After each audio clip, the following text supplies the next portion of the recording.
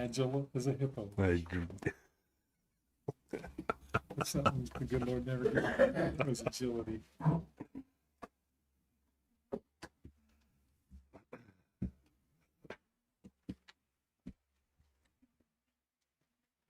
Is this big enough for you? Yeah, that is much better. Thank you. You need a little bigger. It's there's a bigger one over there in case Yeah, you need it. just in case. And then we got one out in the parking lot. Painted it on the ground. Yeah.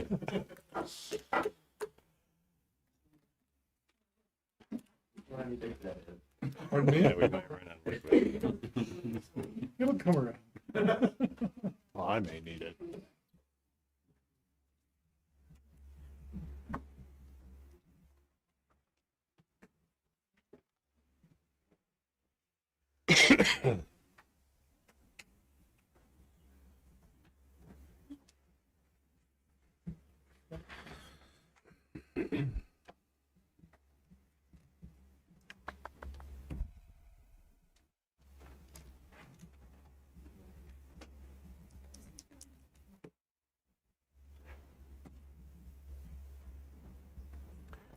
Good evening, everyone. Welcome to the North Platte City Council meeting here on Tuesday, November 4th, 2025. It is 5:30 p.m. Calling the meeting officially to order. First, we have an invocation by Craig Fabick from Bible Supplies. Mr. Fabick.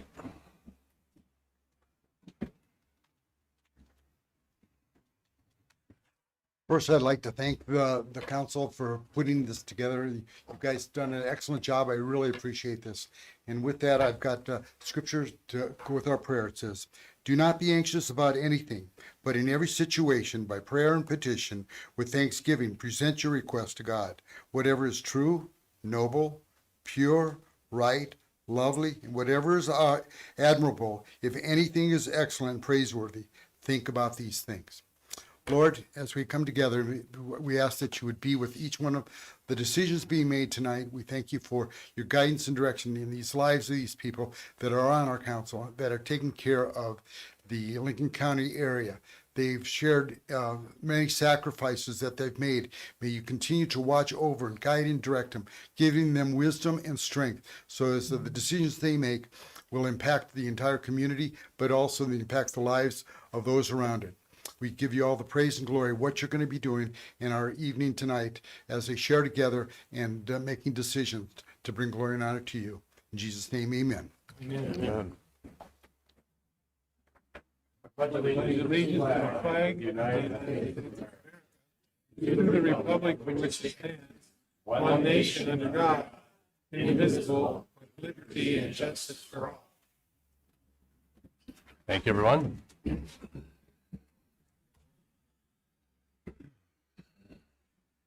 Angie, the roll call, please. Nisley, Here. Here. Bull, Here. Lucas, Here. Garrett, Here. Platte, Here. Rieger, Here. McNish. Here. Thank you. A current copy of the Open Meetings Act of the State of Nebraska is posted on the wall at the back of the council chambers. Meeting procedure: the public may address specific agenda items at the pleasure of the mayor. If recognized by the mayor, please identify yourself by stating your name and address. Please address the council through the mayor. Limit your remarks.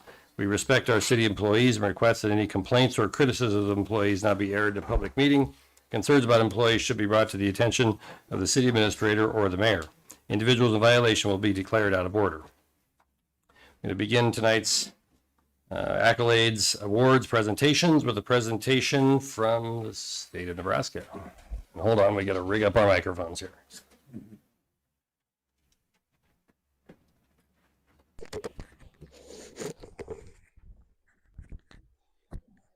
You can just hold that. I'm not going to attempt to put it on you. Can Okay. you, hello? Yep, they can They hear you. hear me, okay. Yes, alrighty. My name is Ashley Gerlach, and I am here with the Nebraska Department of Economic Development, and I'm here to present the City of North Platte with their Certificate of Recertification in our Economic Development Certified Community Program.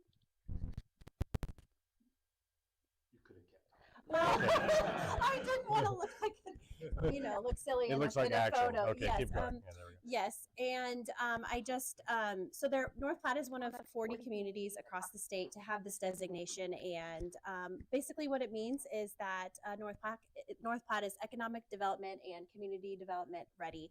And so again, on behalf of our agency, I would like to congratulate the city of North Platte and also their partners at Lincoln County and the North Platte Chamber and Development Group. So congratulations. Thank you very much. One more picture. Here we go. Thank you, everyone. The Chamber Development Group works very hard to make things happen every 5 years. We appreciate all their efforts, and thank you for coming to our community. Thank you. Yes. Thank you. Yes. Enjoy your evening. Thank you. Have a safe trip home.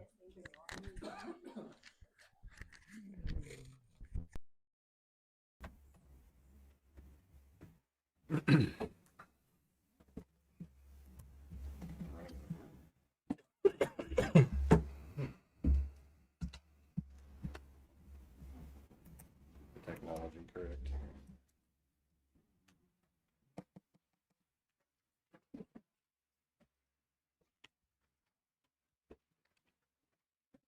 All right, thank you, everyone.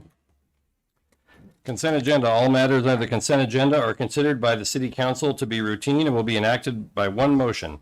Any city council member may, however, remove an item from consent by request. 1A, approve the minutes of October 21, 2025. B, send the application of Locora Fusion Inc., DBA Locora Grill for a Class C liquor license on and off sale located at 2102 South Jeffers Street to the Nebraska Liquor Commission with no recommendation. C, adopt the resolution for signing of the end of year certification of city street superintendent for 2025 and authorize the mayor to sign the year-end certification of city street superintendent for 2025. Mr. Mayor, I move that we approve the consent agenda as presented. Second. Motion by Reeker, second by Vols. Calling the question on the consent agenda, please.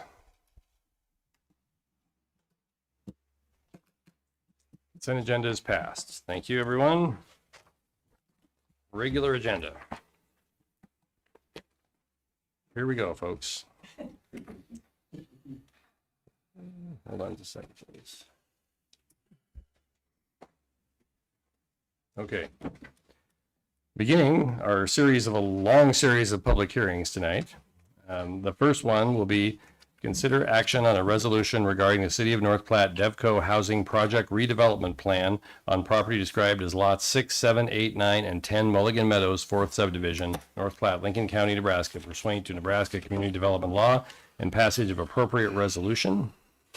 So I'm opening the public hearing on this subject. Anyone who'd like to speak on it, please approach the microphone, tell us who you are, give us your address, and we'll be happy to hear your thoughts.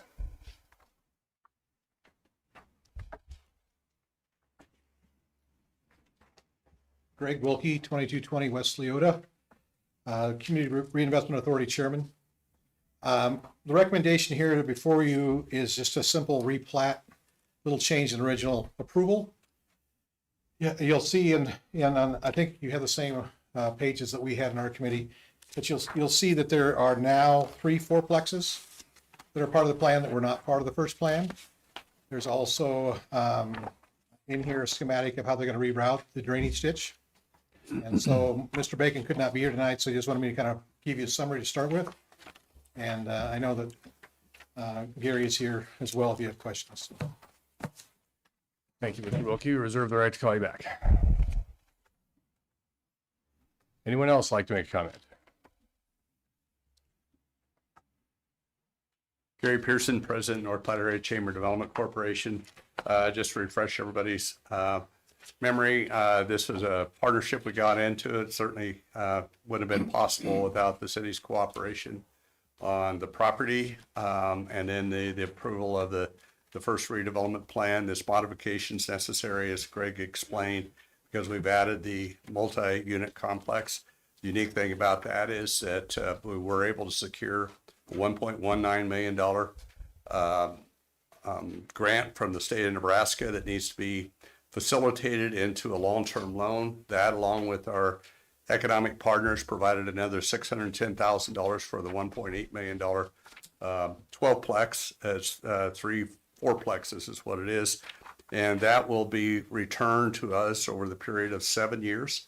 It'll go into a permanent revolving fund. Probably about year 2, we'll start doing some additional loaning out of that fund. The whole idea for the reuse of that is to provide housing rehab, housing possibilities in blighted and extreme blighted, distressed neighborhoods to try to make this ongoing. We did this originally for 2 reasons. One, to do something for the north side. We've recruited a lot of housing developers, as you well know, that have gone through the city process, and we want to make sure we did something on the north side. So this became a good plan of action, and we needed to fill a gap for workforce housing development. Our partnership with Bonneville Homes, Chief Industry owned Bonneville Homes of Aurora, has provided some low-cost modular housing, 3-bedroom, 2-bath, 2-car garage, all landscape turnkey at a sale price that is very appealing to the workforce in Nebraska. And so this is our final stage process out of this particular redevelopment aspect of it. We'll have 20 additional single-family lots along with the multifamily lots. It'll give us, in the end, we'll have 49 single-family homes developed there, as well as the 12-plex. And it's been a very successful venture up to this point. Chamber Development took the risk on making this happen, but we also applaud our 8 local banks that have a presence here that came together to loan us the money to do this out of community spirit. So we really appreciate their participation. Couldn't have done it without the city, couldn't have done it without the banking partners, and the housing's turning into something very popular. It's going to be a really nice development on the north side. And as you took it one step further, cleaned up another little distressed area out there with the mobile homes, and have cleared that for some recreational amenities now. So thank you for your past support. We ask that you once again approve this plan. Thank you. Thank you. Anyone else like to make a comment on this subject? If so, approach the microphone and tell us who you are.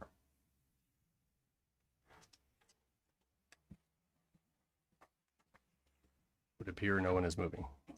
Move to close public hearing. Second. Motion by Vols, second by Dye to close the public hearing. Calling the question on closing the public hearing, please. Public hearing is now closed. Thank you, everyone. Council will now consider action on a resolution regarding the City of North Platte Devco Housing Project Redevelopment Plan for property described as lots 6, 7, 8, 9, and 10 Mulligan Meadows 4th Subdivision, North Platte, Lincoln County, Nebraska, pursuant to Nebraska Community Development Law and passage of appropriate resolution. Mr. Mayor, I move to adopt the resolution as presented in council materials and approval of the City of North Platte Devco Housing Redevelopment Plan and approval of all related actions. Second. Motion by Vols, second by McNew. Okay. Comments, questions? Mr. Mayor. Aye. Yeah, Gary referred to the 8 banking partners. My employer is one of them, and I've tried to be of assistance to Gary and his crew with organizing that. And so there's the potential for a conflict of interest. So I just asked to be removed from the vote and discussions on this. Okay, thank you. Okay, other questions or comments, Nick? Do we have any sort of solution on the drainage over there on Adams in that area where this is going on? Put that group together, yeah. City engineer's been working with a number of people on that, and there's going to be a couple meetings this winter to have a plan to get that cleaned out over the winter into the spring. Okay. I know that you know that drainage ditch rerouting and thanks to everybody that's putting this together. I just feel like, you know, past Mulligan Meadows, we need to get that cleaned out. So there's no problems in this new development and for people that have already been there. So Working on that. okay, thank you. Other questions or comments? Seeing none, calling the question on item number 2, please. Item number 2 is passed. Item number 3. Approve the renewal of 2 interlocal agreements between the City of North Platte and Lincoln County for maintenance of roads and authorize the mayor to execute all documents for the city. Mayor, I move to authorize the approval of the renewal of the 2 interlocal agreements between the City of North Platte and Lincoln County for maintenance of roads and authorize the mayor to execute all documents for the city. Second. Motion by Flanders, second by Vols. Do we have any discussion on this item? I won't forget you, Mr. Vieira. Hold on, just sit down for just a second. Any other comments before I let Mr. Vieira speak? He has Okay. comments, but he can speak Okay, first. go ahead, Mr. Vieira. Good evening. My name is, as you know, Jerry Vieira. Again, I know it's been a long time, 2.5 years going through this, but I really want to thank our county commissioners for having a lot of common sense after they reviewed the documents and verifying that since 1981 there was a quitclaim deed and the information at the county commissioners meeting that said such road be designated as Vieira Avenue. However, I was informed that there might been somebody might have forgot to file some piece of paperwork or something back then. But like I explained to everybody, I saw it and everything, and what I finally found that paperwork. And at my last meeting that I was came here in front of you, you told me it would be tabled until I had proper documentation stating that. And at that time, Brandon, that's when I took the documentation to your office, and I gave you the date that was, and told you what the document said. You replied to me that this could be embarrassing. I would hope so after 2.5 years. All right. Now, the county commissioners took this on and finally, with common sense, figured out with all the paperwork, yes, this is a road, has been being done. All right. I would just like to know that, is there a tax schedule? Because the city told me at one time that they weren't going to do the road because they would not waste taxpayers' money for one taxpayer at the end of the road. Is there a schedule that states in the city of North Platte that you get these services for these amount of taxes you pay, or you get these services for the amount of taxes you pay? I just don't know, because as being the only taxpayer in the end of the road, I didn't know if there was a schedule saying how much taxes I had to pay to have services. Thank you. And the other thing, hopefully it gets done, and if as in this survey, if we could correct the street nomenclature back to Vieira Avenue, I'd appreciate that. And last, but if anything I said, and I'm sorry, and I thank you for all your time, but like I told you, and you all know, I spent 25 years in the military, right? Never lost a fight, never lost a battle. You know one thing that I do know? Great leaders take care of their people before they look out after themselves. Thank you.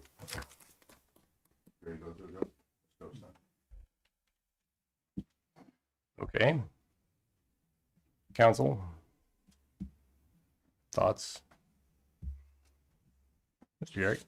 So here's my concern with Vieira Avenue, and I see where he's coming from, and I relate to him. But here's the problem we could run into. It's not up to county specs, and it's not up to city specs. So if we start maintaining that road right now, and that area gets developed down the road, say more houses move in, beautiful land up there. It really has a nice place.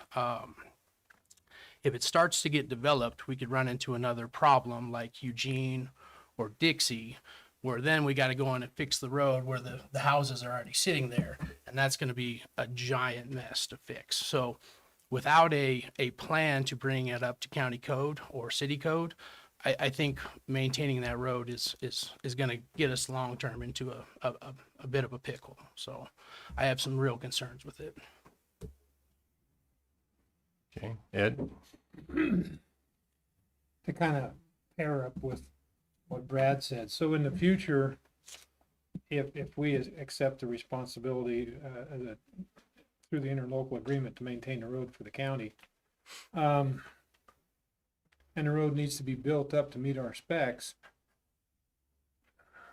will this give us any easements to secure, I mean, to put in a proper drainage and ditch and have soil then to build the road up to meet our specs, or how's that all gonna fit into the picture? Judy, you want to address the issue of how we would normally accept a road in this scenario, please? I think this will answer your question, Ed. Yeah. Thanks, Mayor. Yeah. Okay, so Judy Clark, I'm not the city engineer, so all I can do is kind of tell you what the code reads. But what we have is when we accept a road, when we look at accepting a road, all street grades shall be established and approved by the city engineer to ensure continuous drainage from one area to another. Right now, the city engineer would look at that road and say it's definitely not up to city standards. Minimum acceptable street right of way, 80 foot for arterial, 66 feet for collectors, 60 for local, 50 for cul-de-sac, 40 for street frontage. This would not be an arterial, so we wouldn't need 80 feet. It would either be a collector or a local. So we would look at either a 66-foot right-of-way or a 60-foot right-of-way. It cannot qualify as a cul-de-sac because it's way too long, 1,250 feet. Cul-de-sacs typically are 600 feet in depth, so this would not qualify. So you would at least have to have a 66-foot right-of-way or a 60-foot right-of-way. This piece of property, I believe the property itself, because the county actually just owns that drive, just a little sliver of that drive. And I think you've all seen maybe a copy of that photo. I believe it's 60 foot wide by 1,250. But it doesn't meet right now any types of standards, and the drive itself is not even close. Typically there's a 33 foot drive so that two vehicles can pass in that 60-foot right of way. It goes on to say that there should be no private streets. This, I would say, is probably a private drive right at the present moment. If you drive out there, it's posted as a private drive.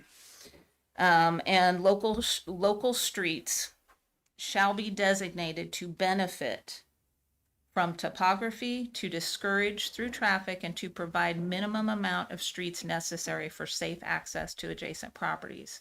The reasonable and intelligent use of cul-de-sacs is very much encouraged whenever possible. This doesn't serve any other area except for one property, and therefore would not be accepted as a street as the way that it is. So Judy, I think you said the right of way would be 60 feet or 65 or 66. 60 or 66, yes. That includes your curbs, gutters, your drainage area so that you have enough room. Okay. So but did you not say that the county only has 60 feet? They only have 60 feet. So at best, we're gonna squeeze it in. At worst, we're 6 feet short. Correct. Okay. Did you get your question answered? Yes, thank you. Okay. Mayor. Pete? Just point of clarification, because this is real muddy. So the county has accepted responsibility that this is a county road, and we're purely talking about an interlocal agreement here. I just wanted to make sure, because I think you were reciting city statutes, but this is not a city road. See what I'm saying? So, and also with that question, if it's a county road, can anyone drive on that road? So I guess that's my two It questions. should be open to the public if it is in fact a county road. This one, if you happen to drive down there, it is posted as a private drive. It is posted no trespassing. Right. So in this case, has the county accepted responsibility for this road? The county had a meeting, I can't remember, I think it was 2 weeks ago, and so they passed a resolution The county commissioners passed a resolution stating that I can't remember exactly the wording, but I do believe it stated that, yes, they're accepting it as a county road. Okay. Now, it's not up to county standards, which is typically not accepted at the county level if it's not up to county standards. But they did pass the resolution, yes. So everything with widening it or whatever is on the county. The county owns the property, and please correct me if I'm incorrect, Mr. Trushinsky, but yes, if we needed it to be up to county or city standards, it would be the responsibility of the county to do it. Roger that.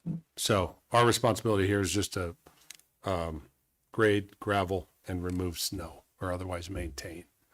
I believe that's what the interlocal agreement says. Roger that. But again, it's going to be a little bit difficult to do on a road that's not adequate.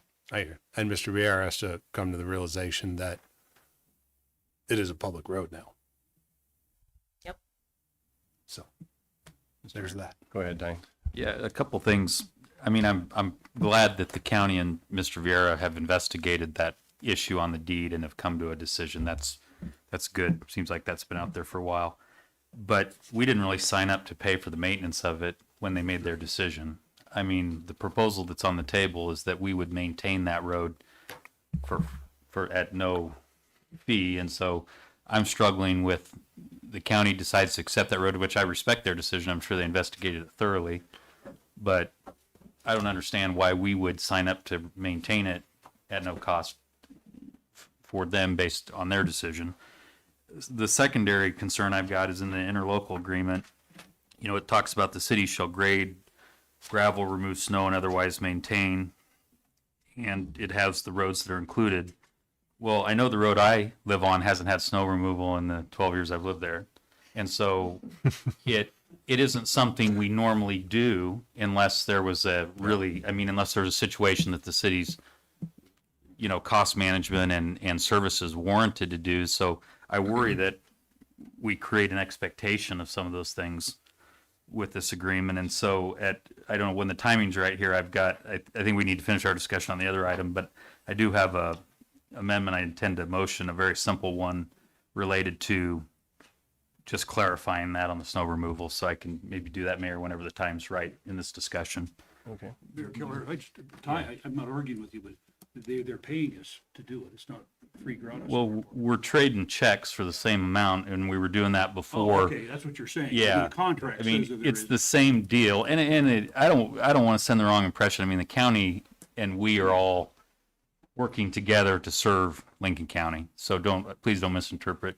But they made the decision after investigating the deed to accept that road, and now we're paying for maintaining it. I mean, that's the proposal that's on the table. Well, I guess, Ty, excuse me, Mayor. Go ahead. Go ahead. It seems to me then, if that's the issue, the county has to maintain it, not us. So when we strike that Vieira Road from our agreement, then the county, that's their job. Yep. Which I think it should be anyway, shouldn't it? I mean, why should we enter agreement it doesn't sound like this is real clear.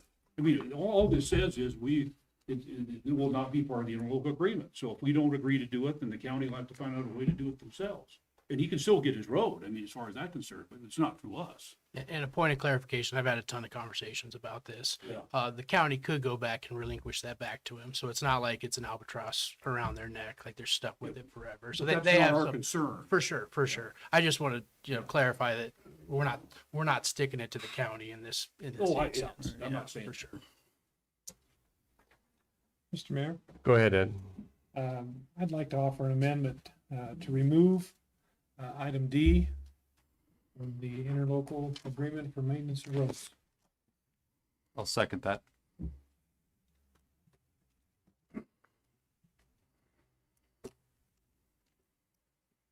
Okay, we have a motion to remove item D from this contract, which I believe is the mentioned Vieira Road. Is that correct? Sorry, don't have it in front of me. Okay. And we have a second. So motion by Raker, second by Lucas. Any discussion on the proposed amendment? Nick? Just kind of on the Vieira Road, I think this is more of just cleaning things up because it had been taken care of for quite a while, regardless of whether the road was up to code or not. It has been taken care of for quite a while. I think it's just kind of cleaning things up. So I just want to make that aware too, that this isn't something new that the city is looking at doing. This is something that the city has done for a long time. Has it been in the interlocal agreement before? As far back in our research, back to at least 2004, that these interlocal agreements have been exactly the same. So we're just cleaning things up. Okay, so it's nothing new that we're doing. Great. Okay, so I just want everybody to be aware of that we're not, we're doing the same thing that we've always done, just the county is accepting it as a road because it wasn't prior to that. So I don't think we had any issues before or high expectations of not maintaining the road until it stopped being maintained because it realized it slipped through the cracks. So it's just cleaning things up to me in my perception. Go ahead, Rod. Well, the thing we're doing here is as Nick say, we're cleaning it up. It's not like we're going to be running a motor grader down it every other day. I used to live on a gravel road, and you was lucky if it got graded once a year, and very seldom did we get gravel. So it's not a huge undertaking to maintain the road. I think it's a bad situation, and I don't know what the right answer is, but if we've been grading it in the past and the county accepted it, I think we should probably keep grading it. It's not going to cost us a lot to maintain it. Okay, Pete, did you have something? Yeah, and I don't disagree. A few items later in our annexation debates, we're annexing a road just to the south of that, and nothing else for the county is in the immediate area. So as we maintain the street just to the south, which is called Vieira Road, it would run us up and you hit his area also. So it's a convenience factor for us and the county to keep this in the interlocal agreement. So I tend to agree with the two gentlemen here on that. Go ahead, Brad. Is there any plan to bring this up to city specs or to county specs? Judy, you usually attend those meetings. Was there discussion on that issue? At the Board of Commissioners meeting, no, there was no plan for them to bring it up to county specs. So if that land starts to be developed, how does that work? Do we then have to charge them? I mean, walk me through that process of what we could end up with. So it's going to be a little interesting because the county owns that piece of property. Typically when you do a subdivision, you extend the roads, city water, sewer, curbs, all the infrastructure.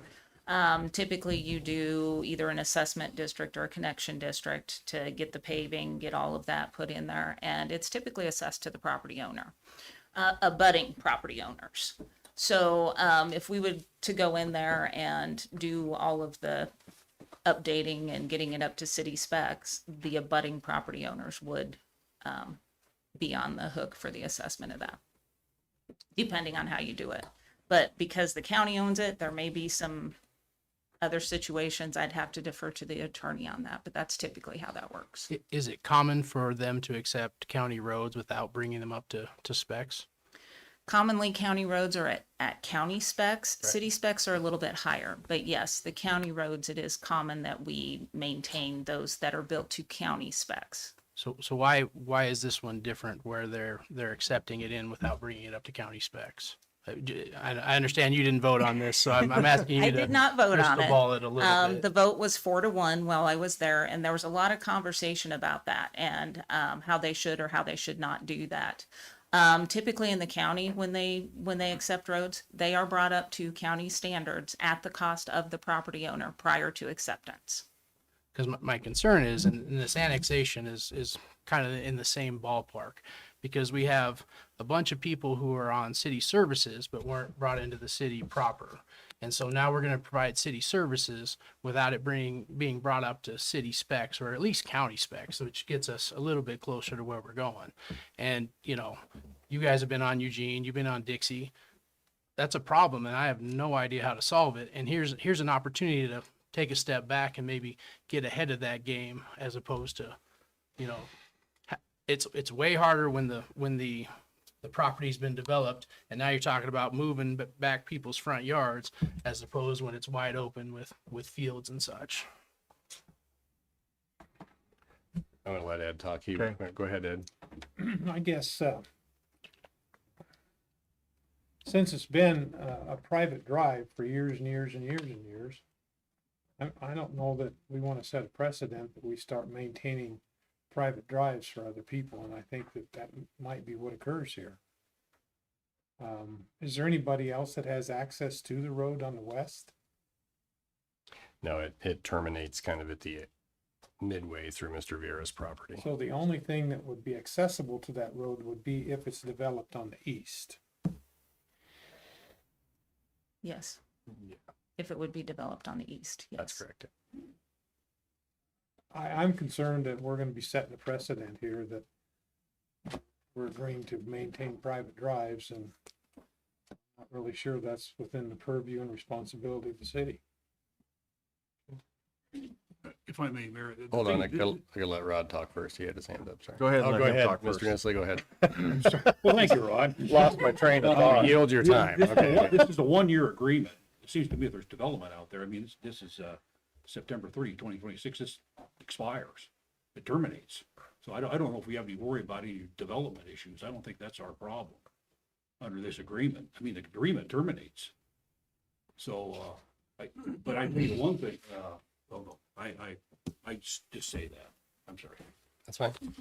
Rod, go ahead. Well, the other streets that are listed within the interlocal agreement, are they up to city standards and we're maintaining them? Or are they less than is it less than city standards? And if, I hate to say this, but if Eugene's an example of what county standards are for a road, it don't take much to make a county road. They're below county standard. I mean, I'm sorry, the county portion of that has not been maintained, and you can tell right where the city limits end.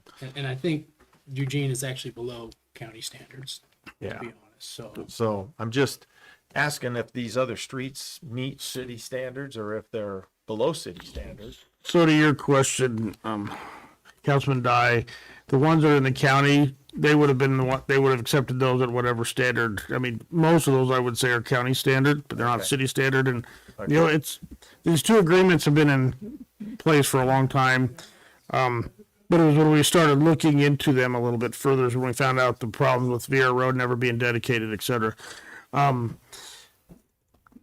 The agreement was basically because of the way they fell. Some of them are, you know, kind of lone islands within either our jurisdiction or the county's jurisdiction. That's why we're trading off who takes care of what. So you're not running a maintainer miles or blocks from where you have anything else.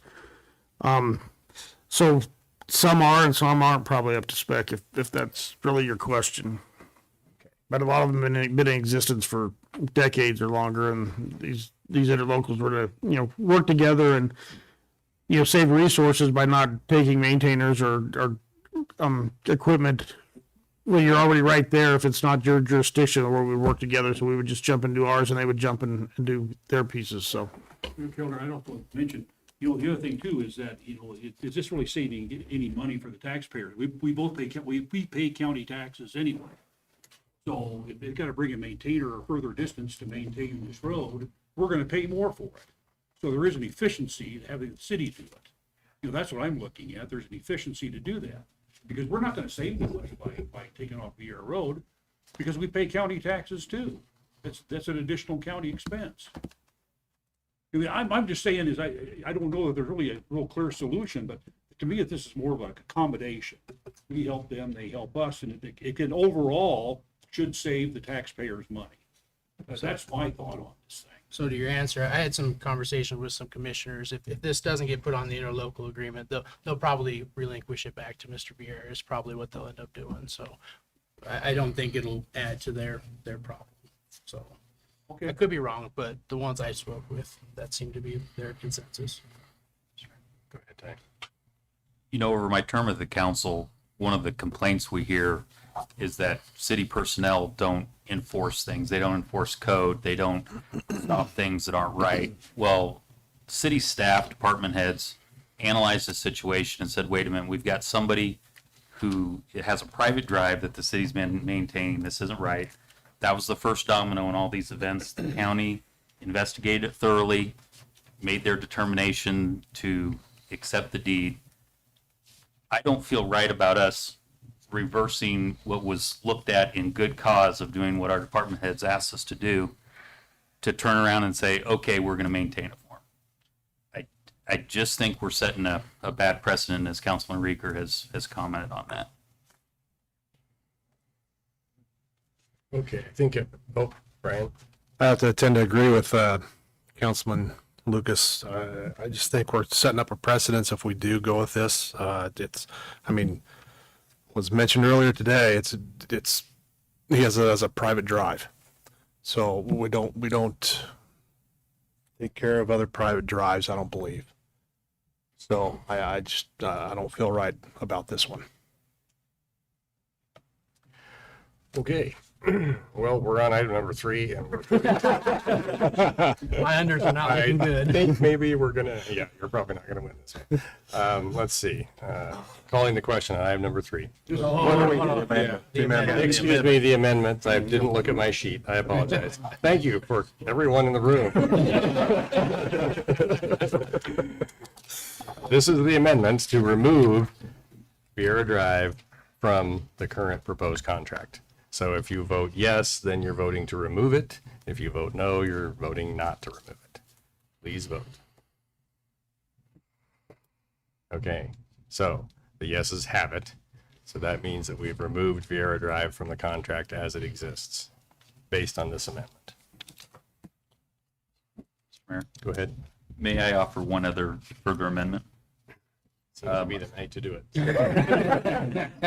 I would like to motion on the interlocal agreement for maintenance of roads. This would be on the version on paragraph number 2, where the purpose says the city shall grade, where it says shall grade, gravel, remove snow, and otherwise maintain the following described. I'd just like to motion that we carry it in subject to the city's established maintenance policies.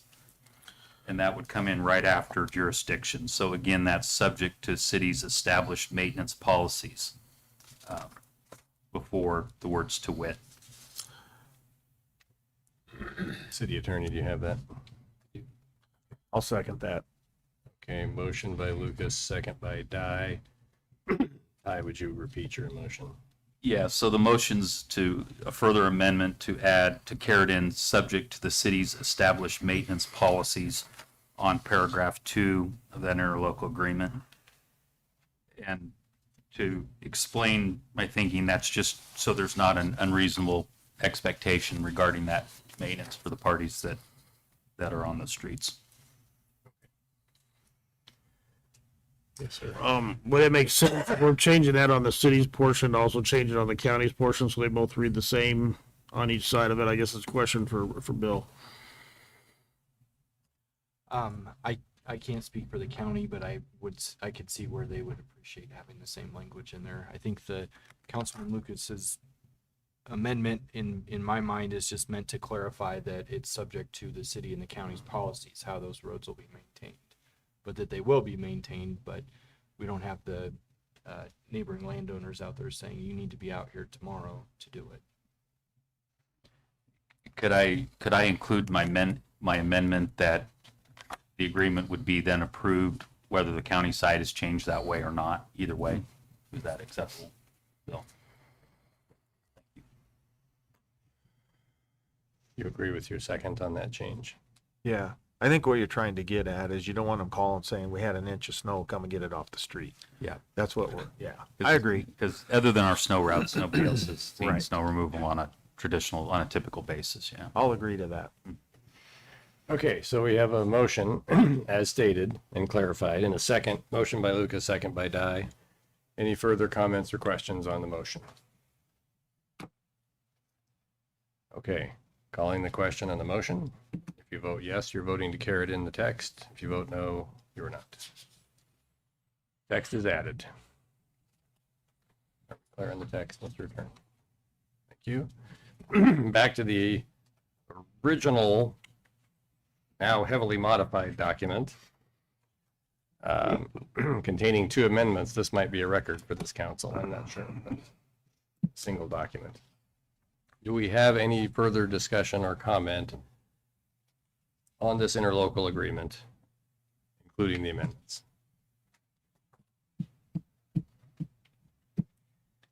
Hearing none, calling the question on the interlocal as amended.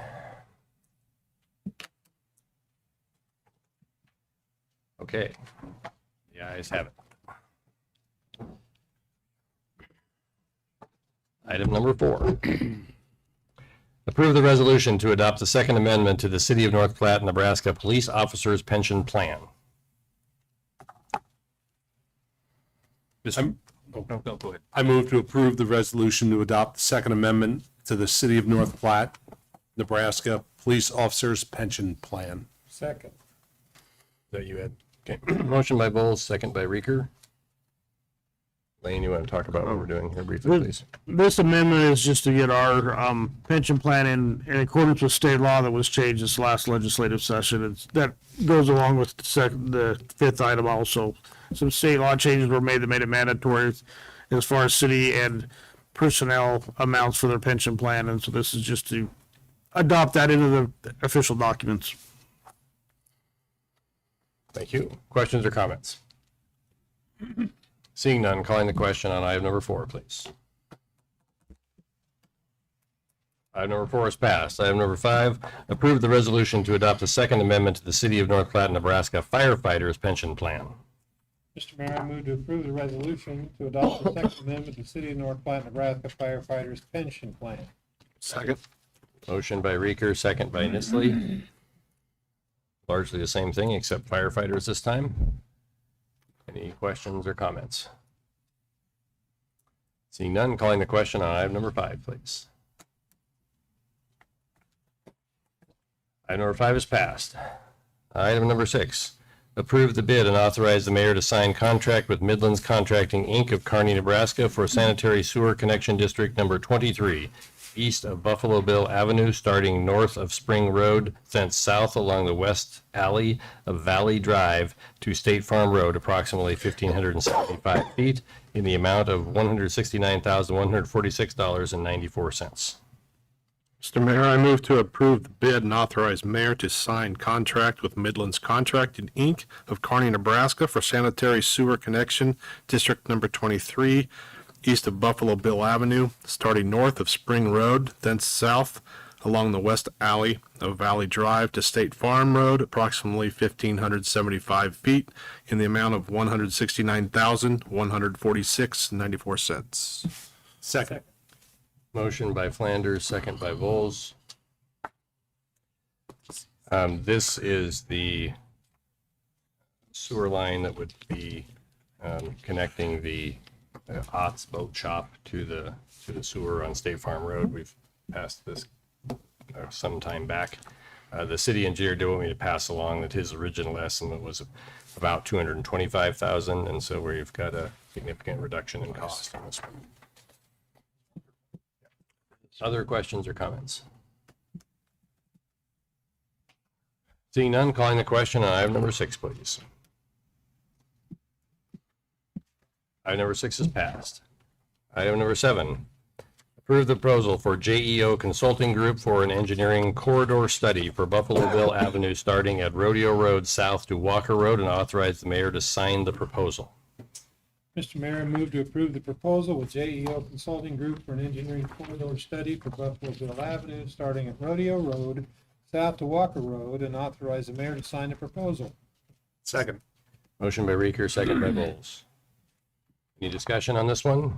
We had quite a bit of discussion at our last meeting about this one. So. Other comments or questions?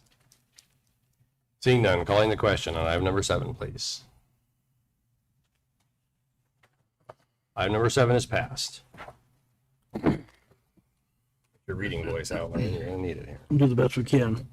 Item number 8, second reading and action on ordinance number 4229 to amend section 54.10 of the Code of the City of North Platte relating to the collection of bulky trash. Ordinance. Ordinance number 4229, an ordinance of the city of North Platte, Lincoln County, Nebraska, to amend the code of the city of North Platte by revising chapter 54, section 54.10, entitled Collection of Bulky Trash, within Title 5, Public Works, to provide that this ordinance shall be made a part of the code of the city of North Platte, Nebraska, repealing all ordinances or parts of ordinances in conflict herewith, and providing for the effective date and publication thereof. Thank you. Mr. Mayor, I move to waive the remaining required readings on ordinance number 4229, and I move to adopt ordinance number 4229 to amend ordinance number 54.10 of the code of the city of North Platte. Second. Motion by Reeker, second by Nistley. Discussion on this item? Seeing none, calling the question on item number 8. Item number 8 is passed, and the third reading is waived. Item number 9. Third reading and action to adopt ordinance number 4226 to rezone certain land from an A1 transitional agricultural district to a B2 highway commercial district located at 4684 and 4602 Rodeo Road. Lane? Ordinance number 4226, an ordinance of the city of North Platte, Lincoln County, Nebraska, rezoning certain lands described as part of the south half northeast quarter of section 25, township 14 north, range 30 west of the 6 p.m., Lincoln County, Nebraska, from an A1 transitional agricultural district to a B2 highway commercial district, repealing all ordinances or parts of ordinances in conflict herewith, providing for the effective date and publication thereof. Thank you. Mr. Mayor, I move to adopt number 4226 to rezone certain land from an A1 transitional agricultural district to a B2 highway commercial district located at 4684 and 460. Recommendation by the City Planning Commission for preliminary and final approval of Herrick subdivision located at 4602 Rodeo Road. Mr. Mayor, I move to adopt the recommendation by the City Planning Commission for preliminary and final approval of Herrick subdivision. Second. Motion by Lucas, second by Dye. This one relates to the previous item. Have any comments or questions on this item? Seeing none, calling the question, item number 10, please. Item number 10 is passed. Item number 11. We have a public hearing. Public hearing will consider approval of the agreement for sale of real estate with Tyler Bush for property at 1021 North Bryan and authorize the mayor to sign necessary documents. Opening the public hearing officially. Anyone like to make any comments on this? Please approach the, okay, we have a taker. Tyler Bush, 1121 West 11th. I just wanted to say that if you guys do decide to purchase that the funds will go to tearing down another house, another eyesore on 1201 East 6. That's it. Thank you. Okay. Anyone else like to make a comment on this item?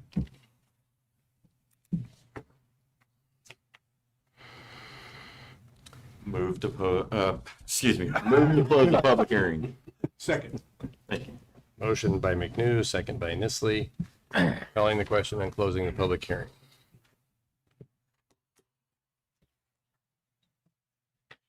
Public hearing is now closed. Council will now consider approve the agreement of sale of real estate with Tyler Bush for property at 1021 North Bryan and authorize the mayor to sign necessary documents.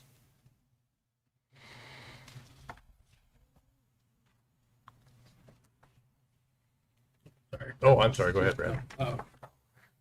Mr. Bush, that was a great comment, by the way. I was actually kind of opposed to it, but now that we're gonna get a twofer out of this deal, I'm a fan now. Okay, you turned me.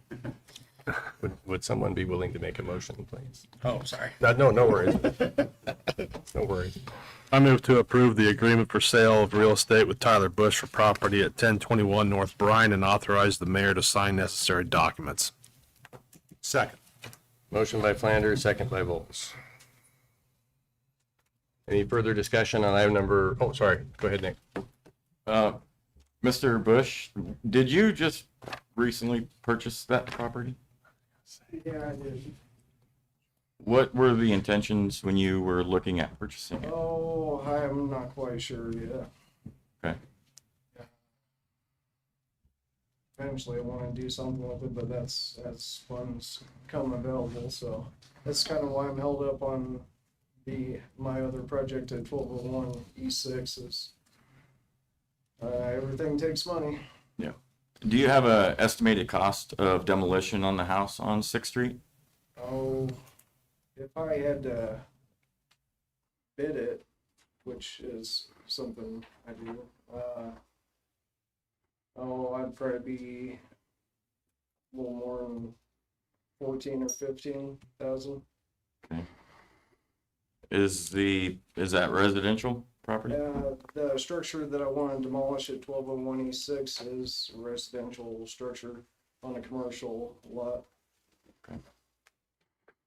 Thank you. Mr. Bush, while you're still up there, You might want to just stand there till we're I've been up and down East 6th Street more in the past week than I want to admit. I'm surprised the police haven't been called for me stalking. But so you recently purchased this property on Bryant. Could use some work. It's not the best. Yeah, it's got a decent roof, new siding and stuff. I don't know what the interior looks like. Could you elaborate a little bit on what the interior is like? Is it? Oh, it's thrashed. I mean, it needs all gone through. I mean, I don't know if it's worth saving. I kind of took a gamble when I got it, and yeah. And by taking a gamble, not to get into your business, but why did you buy the property? Oh, I'm not sure. I was thinking about it, possibly being, living quarters for some of my help, or I don't know. Other than that was kind of my immediate plan with it. But eventually, especially after looking at it, I think it needs knocked down. Because on the outset, public record, which paid for the property, and it's not anywhere near what you're willing to sell it for now. And I appreciate the fact that you're willing to demolish 1201 East 6th Street, which I have no idea what that looks like because I haven't had an opportunity to take a look at it and see if it needs it. But that is a bright spot, I'm going to assume, by listening to you speak. But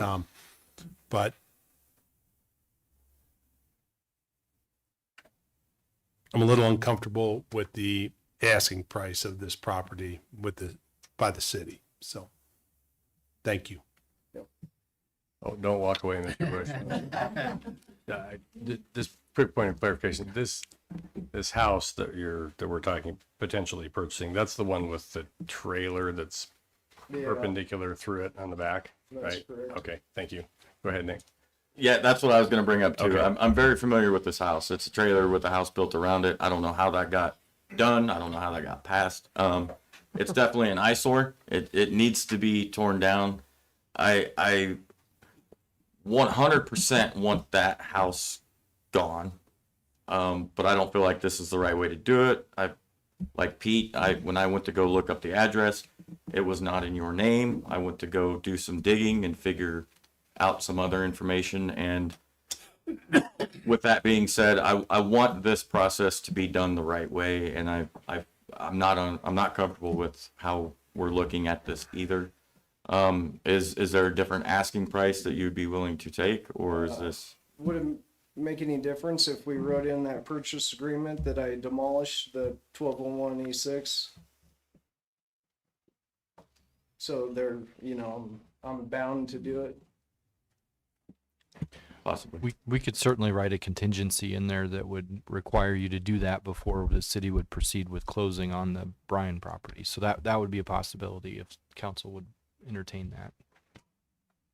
Mr. Bursch, can I ask what you originally paid for the property recently? 14,000. But I mean, yeah.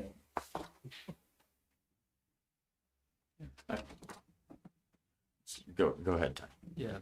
Go ahead, Ty. And Mr. Mayor, if anywhere along this, if my question's better asked in executive session, please just point me in that direction. I don't want to make Mr. Bush uncomfortable. I appreciate him being here to answer these questions. I had also researched the purchase price as well, and so have a similar concern. Were there a lot of other items that you had to pay? Did you have to clear any old debts on the property or any liens or any back taxes or anything like that in conjunction with the purchase, or was it a pretty up and down clean purchase? It's a pretty clean purchase. Okay. Mr. Mayor, Go ahead. I would move that we table this item to look at it further to the next meeting. Second. Motion to table by Lucas, second by Garrick. Calling the question on table. This item is tabled to the next meeting. Today is the 4th, so Mr. Bush will need you on the 18th. So, thank you. Okay. Thank you. Thank you. Okay. Moving on to item number 12. Another public hearing. First reading and action to adopt ordinance number 4241 to amend the City of North Platte Code of Ordinances, section 76.22 regarding parking and storing of RVs. Lane? Ordinance number 4241, an ordinance of the City of North Platte, Lee County, Nebraska, to amend Title 7, Chapter 76, Section 76.22 of the Code of the City of North Platte by adding and revising provisions regarding the parking and storing of recreational vehicles, repealing all ordinances or parts of ordinances in conflict herewith, and providing for the effective date and publication thereof. Thank you. Okay, opening a public hearing on this matter. Anyone like to make a comment? Actually, first I'm going to ask Judy, would you give us a little history here? This has had somewhat of a storied process through our community. Okay, so this first was initiated by some community members that wanted to see some changes to the regulation. We adopted this regulation, I believe, maybe a year ago, 2 years ago, something like that. It's been pretty new. And then there was a community individual that asked to have the Planning Commission take a look at it and maybe look at some different types of things to add, change it a little bit, amend it. It was discussed at Planning Commission a couple of different times, couple of different meetings that we discussed it. And at the last meeting, the most recent meeting, Planning Commission decided to leave the regulations the way that they currently are. So in your packet, you have a copy of the regulations as they currently stand. And that is Planning Commission's recommendation, is to leave it alone. Not make any of the suggested changes. I believe you do have also attached to there is some suggested changes. So you do have options, but again, Planning Commission's recommendation is to leave it as is and move forward and see what's happening. Thanks, Judy. Yep. Okay, we're still in the public hearing. I'd like people to know kind of what's going on. Would anyone like to make a comment on this issue at all? If so, please approach the microphone.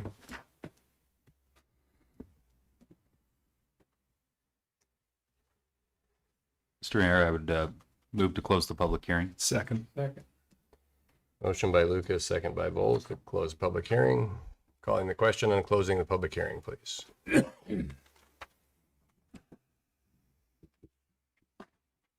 Public hearing is closed. Council will now consider first reading and action to adopt ordinance number 4241 to amend the City of North Platte Code of Ordinances, section 7622 regarding parking and storing of RVs. Mr. Mayor, I move to adopt ordinance number 4241 to leave the city code, City of North Platte Code ordinance number 7622 regarding parking and storing of RVs as they currently are codified. Second. Motion by Reeker, second by Vols.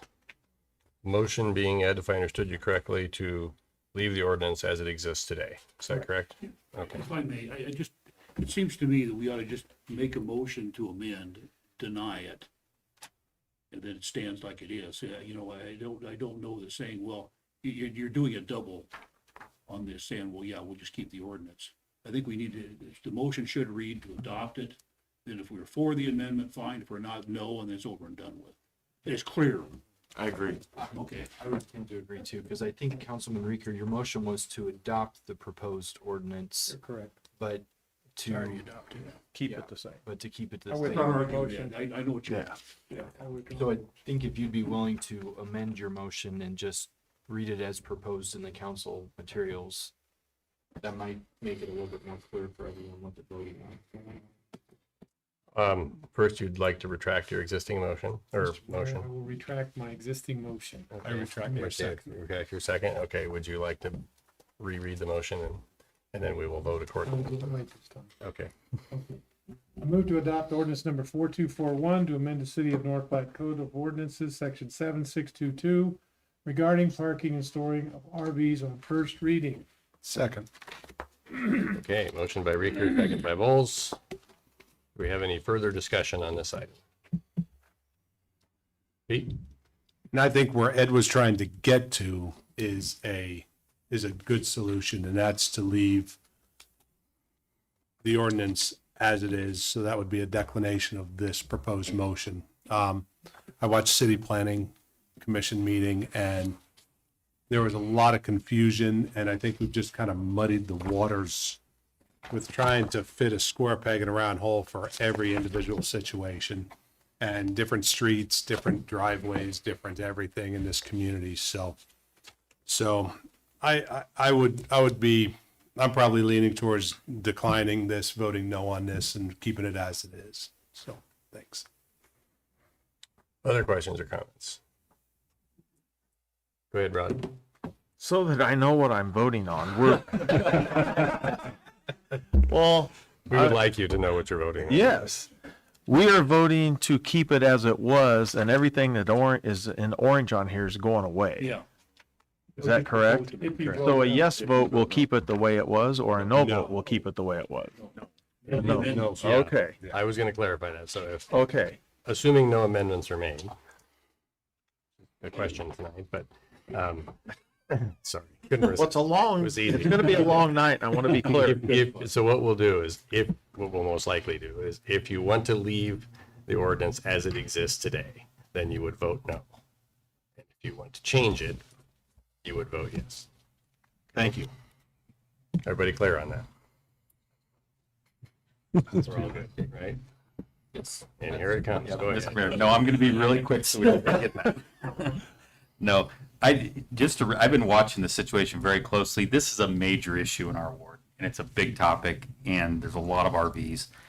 And I want to commend the process. You know, we worked through this regulation, which was new for the city, recap.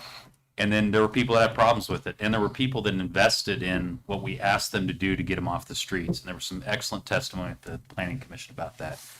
There were citizens that were concerned. Judy, Bill worked together to said, hey, these are the kind of things that we can do. They went to the Planning Commission. The Planning Commission looked at it and said, wow, this is a lot. Let's have a public hearing about it.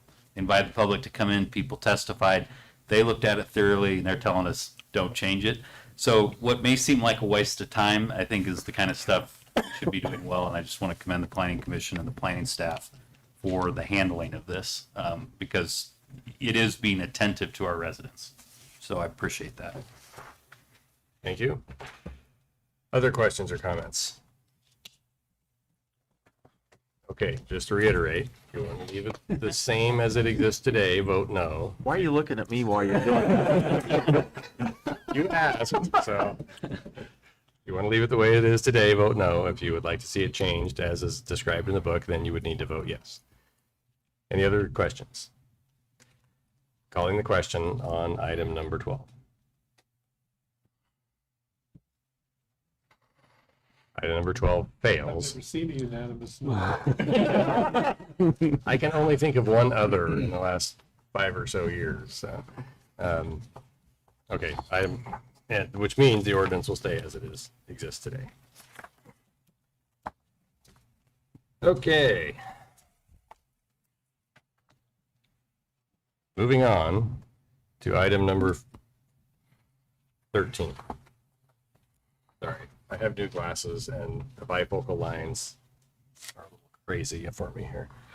Okay, public hearing for first reading and action to adopt ordinance number 4230, annexing parcel 0054535.00 described as Lot 13, Cody Land and Cattle, and part of Tract E, Lincoln County, Nebraska, into the corporate limits of the city of North Platte, Nebraska, consisting of approximately 2 acres. Lane, would you read the ordinance, please? Ordinance number 4230. An ordinance of the mayor and council of the city of North Platte, Lincoln County, Nebraska, to include within the corporate limits of the city of North Platte certain lands described as Lot 13, Cody Land and Cattle, and part of Tract E, Lincoln County, Nebraska, repealing all ordinances in conflict herewith, providing for the effective date and publication thereof. Thank you. I move to adopt ordinance number.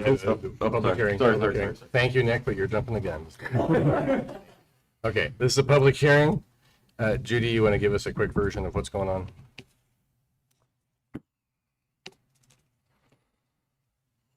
This is a requested annexation.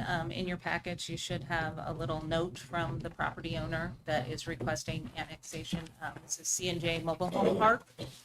And so with the requested annexation, we just go through the process and bring them into the city. Okay, thank you. And the location of this annexation for those of us that, It is on 18th, and I don't remember the road to the west, but it is close to the private drive that we just talked about. It's actually Vieira Road. Vieira Road. That's the street sign. That is the street sign, yes. okay. All right, thank you. Yep. Okay, public hearing. Anyone like to make a comment on this item?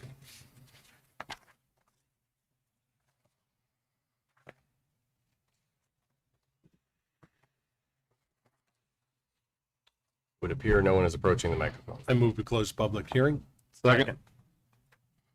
Motion by Bowles, second by Dye. Calling the question on closing a public hearing, please.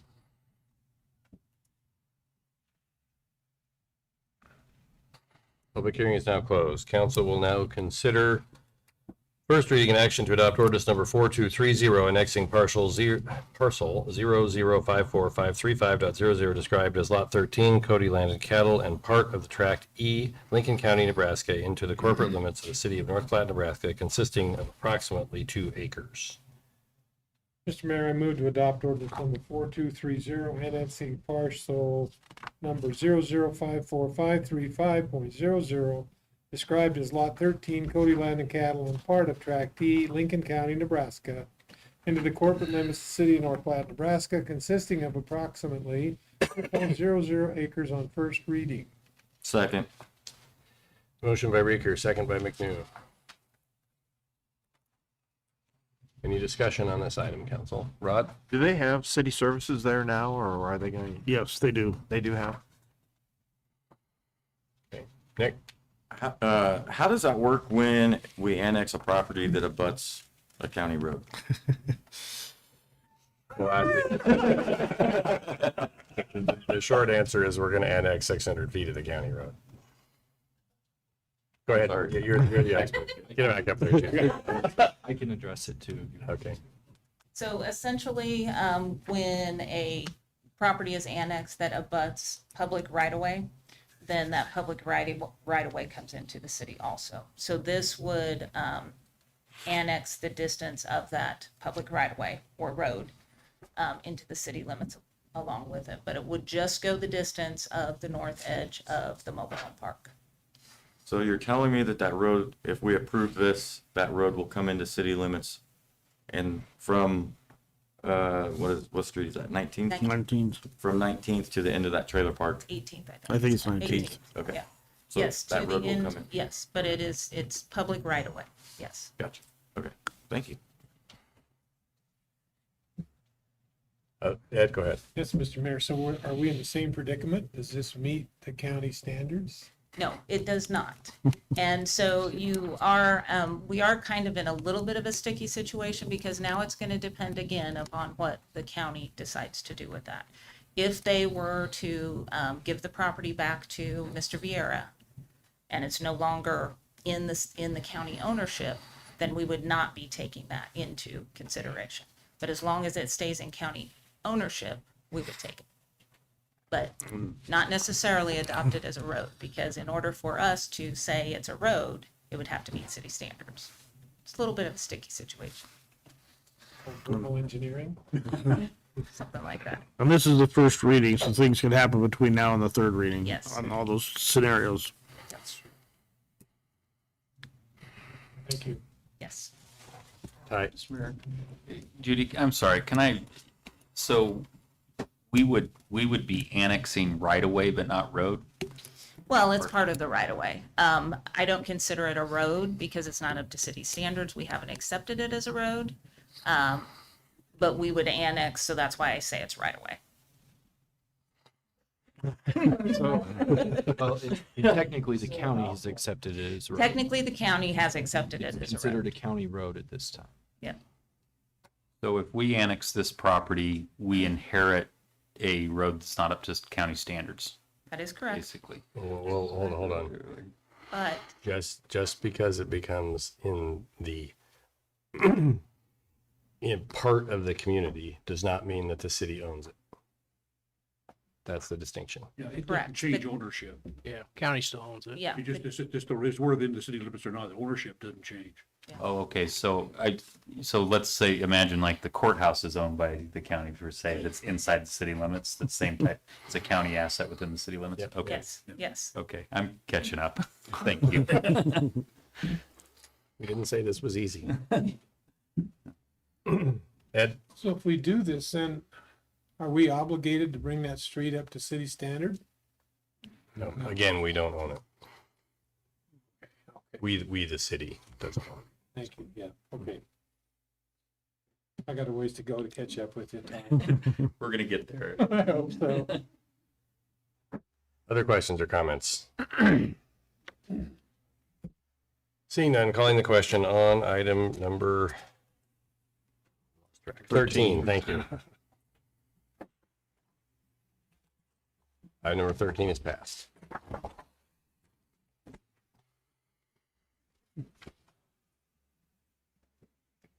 This is the first time in 5 years I've had to use 2 tally sheets. And we're not done. Yeah, we're only halfway. Okay. Item number 14, opening a public hearing for first reading and action to adopt ordinance number 4231, annexing parcels 0054621.67 and 0054621.68, described as Lot 1 and 2, Franzen Second Administrative Subdivision, Lincoln County, Nebraska, into the limits of the city of North Platte, Nebraska, excuse me, consisting of approximately 8.54 acres. Lane, the ordinance, please. Ordinance number 4231, an ordinance of the mayor and council of the city of North Platte, Lincoln County, Nebraska, to include within the corporate limits of the city of North Platte certain lands described as Lot 1 and 2, Franzen Second Administrative Subdivision, Lincoln County, Nebraska, repealing all ordinances in conflict herewith, providing for the effective date and publication thereof. Okay, the public hearing is open. Judy, you want to describe a little bit real quick what's going on here? And there's a whole line of Franzens in the front there, so I guess they're going to want to make a comment. Okay, so following the city's adopted comprehensive plan, it talks about annexing when properties are subdivided outside but abutting city limits. So as part of a subdivision, when it abuts city limits, they are required to request annexation of that subdivision. This subdivision was done about a year ago. I neglected to get the annexation at that same meeting, which I should have done, but it was just a mistake that just was made. So when we were going through the annexation of several other properties, I noticed that we made an error in doing that. And it's chapter 11 of the comprehensive plan, if anybody ever wants to look at it. Item number 4 in annexation does say that the city of North Platte shall require the owner of any and all properties adjacent to corporate limits of the city of North Platte to file a subdivision plats on such properties as additions to the city of North Platte, meaning that as part of the subdivision, that subdivision comes into the city of North Platte. So that's what we're doing here. Okay, thank you. Yep. As always, we reserve the right to call you back. Perfect. Okay. Franzen's, whoever wants to go first. I think I got elected. Marcine Franzen, 1701 Valley Vista Drive. And may I approach? I have some maps. Oh, you can hand them out. Yes, please. There, we're just gonna run them around for anybody that's not aware of where we're talking about. Some of you are. I've got one. Yeah. A very short history of what's happened here. Our granddaughter, Caitlin Holm, asked about purchasing a ball field and a little past the ball field, which she got subdivided in order to provide a facility for our kids to practice ball, softball, baseball, so on and so forth. So we're like, sure, we'll sell you 3.5 acres. Because of the subdivision, it needed to be surveyed and everything. So she had it surveyed. When the surveyor was there, he came upon a little bit past what she actually got were sewer systems. And he's like, oh, we need to back off of that because if we're going to sell it ever or anything like that, you've got these sewer systems here that are maintained by the entire area there, which we own 20 acres. So he moved the line. When he moved the line, it moved the rest of our property line.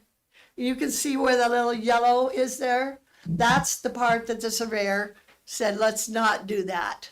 Well, we were totally unaware of anything happening. And then we looked in the newspaper and we're being annexed. And we're like, what? Nothing was ever said. We were not contacted. We had no idea, or we could have done a lot of things differently. As in, we could have given Katie and her husband an easement through there, and that would have moved the line to the proper space so that this wouldn't have to happen. This 8 acres that we have rentals, and these rentals are basically our retirement, and this could be a financial burden on us if we do get annexed. And I'm hoping that you can understand we were not aware at any time until we saw the newspaper that we were being annexed. So if there's any questions I can answer, I don't know anymore how to explain it. I mean, this happened, Katie purchased this. I mean, she talked to us right after the first of the year. She started purchasing it in May. Nothing. We've not heard anything. So it was quite a surprise to us that we were being annexed. We do not want to be annexed. We've lived there for 25 years now, done a lot of cleaning up of the place and so on and so forth, but we love it there and we want to stay there without being inside city limits. Yes. Thank you. What type of a sewer system is this? We are all on septics and wells out there. So this is a community septic system? Basically, yes. No, it's not community. Get up. Well, yeah, but that's right there. They're all in one location? No. Okay. I don't know, but there's some there. That's why the surveyor said no. I think it's sewer and leach fields that run out there. Okay. Is what I think it is. Yeah. Okay. Rod came out and looked at it today, so he kind of has an idea of what we're talking about. I mean, if I could go back and just do an easement for Katie there, just to change I mean, that would be one way to maybe fix it. But it was just such a surprise to us to see that we were being annexed. Marcine, is this still a practice field then? Yeah. There's no development on there? She built a barn dominium type thing for the kids to practice in, and then they're going to live in a little part of it. Yes. Okay. Marcine, we reserve the right to call you back. Okay. Okay. Does anyone else have any thoughts or questions? Bear with me. I'm 9 months pregnant, and this is an emotional topic. So I'll try to save face. But Caitlin home, currently at 1735 Valley Vista, with the barn dominium and the property at 1620 Eugene. So purchased the property back in May with the assumption meeting with Judy that we would do a subdivision. It was clear at that time that the acreage that I purchased, the 4.2 acres, would be annexed because I am abutting against Goldenrod, I believe, or some sort of way my property is going to be facing off Eugene.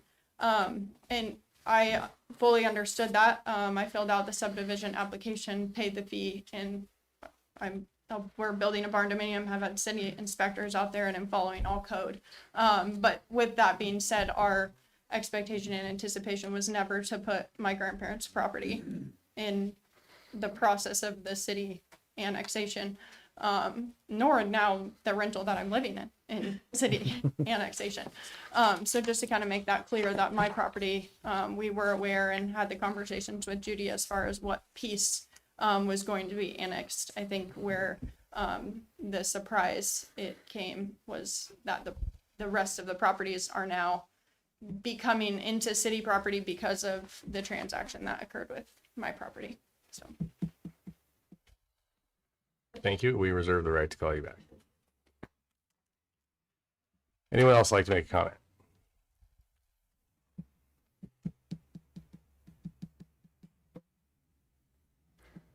I move we close public hearing. Second. Motion by Bowles, second by Reeker to close the public hearing.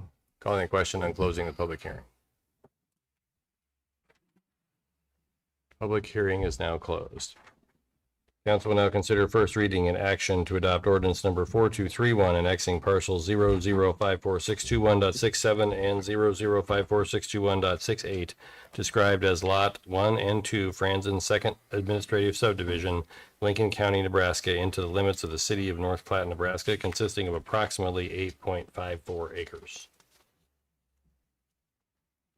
Mr. Mayor, I move to adopt ordinance number 4231, annexing parcel ID numbers 0054621.67 and 0054621.68, described as Lot 1 and 2, Franzen Second Administrative Subdivision, Lincoln County, Nebraska, into the corporate limits of City of North Platte, Nebraska, consisting of approximately 8.54 acres on the first reading. Second. Motion by McNews, second by, was that you, Ed? Somebody over here, Reeker. Okay. Mr. Mayor, All right, go ahead, Ed. I guess I'm wondering if there's some way we can back this train up. We can work with the Franzens to get things straightened out to where it doesn't have to be subdivided. I don't know how that process would work, but it seems like there's been some miscommunication or maybe lack of communication. I'm just wondering legally what can be done to rectify the situation without having to bring them into the city limits. Hold on. Judy can offer you're the zoning expert here, so. There's always options. I think vacating the subdivision would probably be fairly costly. They'd have to get a surveyor back out there. You basically go through the steps again as a subdivision to unsubdivide or vacate. The other option that you have, this is just a request, so you have, I guess, two other options. So as part of a subdivision, it is required that they request annexation. That does not mean that you have to annex them. Or you can choose to just annex Lot 2, which is Katie's property, and leave the other one the way that it is. So those are the three best options I have for you. Thank you. Rod? I went out and looked at the property today and talked to Daryl. I've known Daryl for a long time. If he'd have known that the land butting up against the annexation, he'd have gave or sold, not give, I'm sorry, go, but would have sold that little strip of ground. And he really was under the assumption when I was out there this afternoon that the annexation had already, that little strip of ground where the barnuminium's being built had already been annexed into the city limits. and he thought we were just annexing his. Am I correct, Daryl, in saying that? So they thought when the first phase of this went around that it was already annexed. So he was a little surprised at this. So I agree with Ed. There's been a lot of miscommunication in this, and I don't like to make exceptions to this kind of stuff, but I think to rectify the problem that we have here, the best thing to do is just annex that piece in and leave the rest out for now. I agree. I would move that we amend the motion to provide we annex only lot 2. I'd second that. Yeah.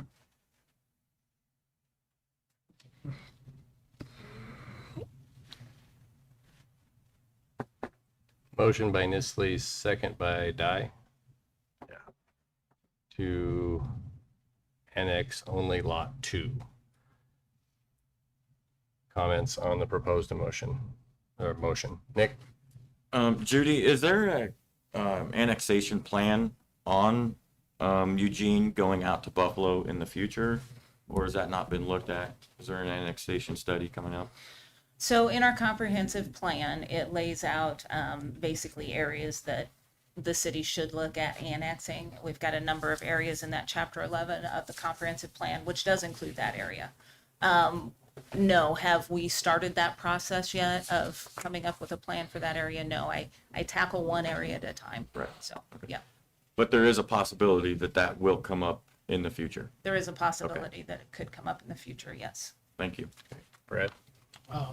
Judy, nothing in the proposed motion of taking out the lot 1, none of those places out there on city services currently, correct? No, the city sewer, I believe, is pretty close to the corner. But the only way that we would extend that is at the request of the property owners. I don't believe water is out quite that far. So if they were to be annexed and they were to request it, then we would have to extend those services over, correct? Yes. So that it is would be, correct. that would probably be a little costly to For us. them, yes. Oh, we would charge them. If Yes, you look at that's the typically map, how we do that. if you look at that map, it shows the sewer and water. It goes right to the corner of Goldenrod. Yes, that is correct. Yeah. So there's quite a distance. You can't really see that distance there, but it's about, I They'd don't have know. to go across that vacant lot. Yeah, across that down vacant to the lot in next, order to to get where there. the Francis Yeah. property is. And I know when they came in to subdivide, that was one of the questions, is if they were going to be required to request services, which no, they're not required to do a subdivision. So the reason why I'm asking this is we have a lot of annexations on the docket tonight. And it's going to be a common theme for me. If you're already on city services, then you should be annexed in. And it sounds like you guys are not. So I can see where we're coming from. Yeah, see what I'm saying? They'd have to go. That's what I was trying to get to. So They would have to go something like 700 feet Right. in order to get there. Okay, Ty? Mr. Mayor. Yeah, Jim, I'm in support of your amendment. I think it makes a lot of sense. You know, the Franzens or Daryl Marcine have, I think, 5 parcels in this area, and this is just one of them. And if anybody listens to the planning commission, you know, Mr. Cook always comes and testifies on this issue very regularly, very long testimony, but there's always some well thought out points in his testimony. And he commented the other night that, you know, this is really a comprehensive area. And so, you know, I think the property that was subdivided off is kind of one off on the corner of this, makes sense to bring in the city, all that was done right and communicated properly. But the rest of this is a big item. It's really that whole area all to Buffalo. And I mean, it's a little bit like Indian Hills or other areas. It's going to have to be, if annexation makes sense at a point in time, it's going to be a big plan and a lot of work to do it right. So I think your amendments, I would really encourage us all to follow that. Other questions or comments? Calling the question on the amendment, which is to include only lot 2 in the annexation. Calling the question. Item is amended to include only lot 2. Do we have any other points of discussion on this item as amended? Seeing none, calling the question on item number 14 as amended to include only Lot 2. Item passes as amended. Council, we're going to take a 5-minute break. Thank you. At which time we will dispense cookies as donated by local vendors. Cookies.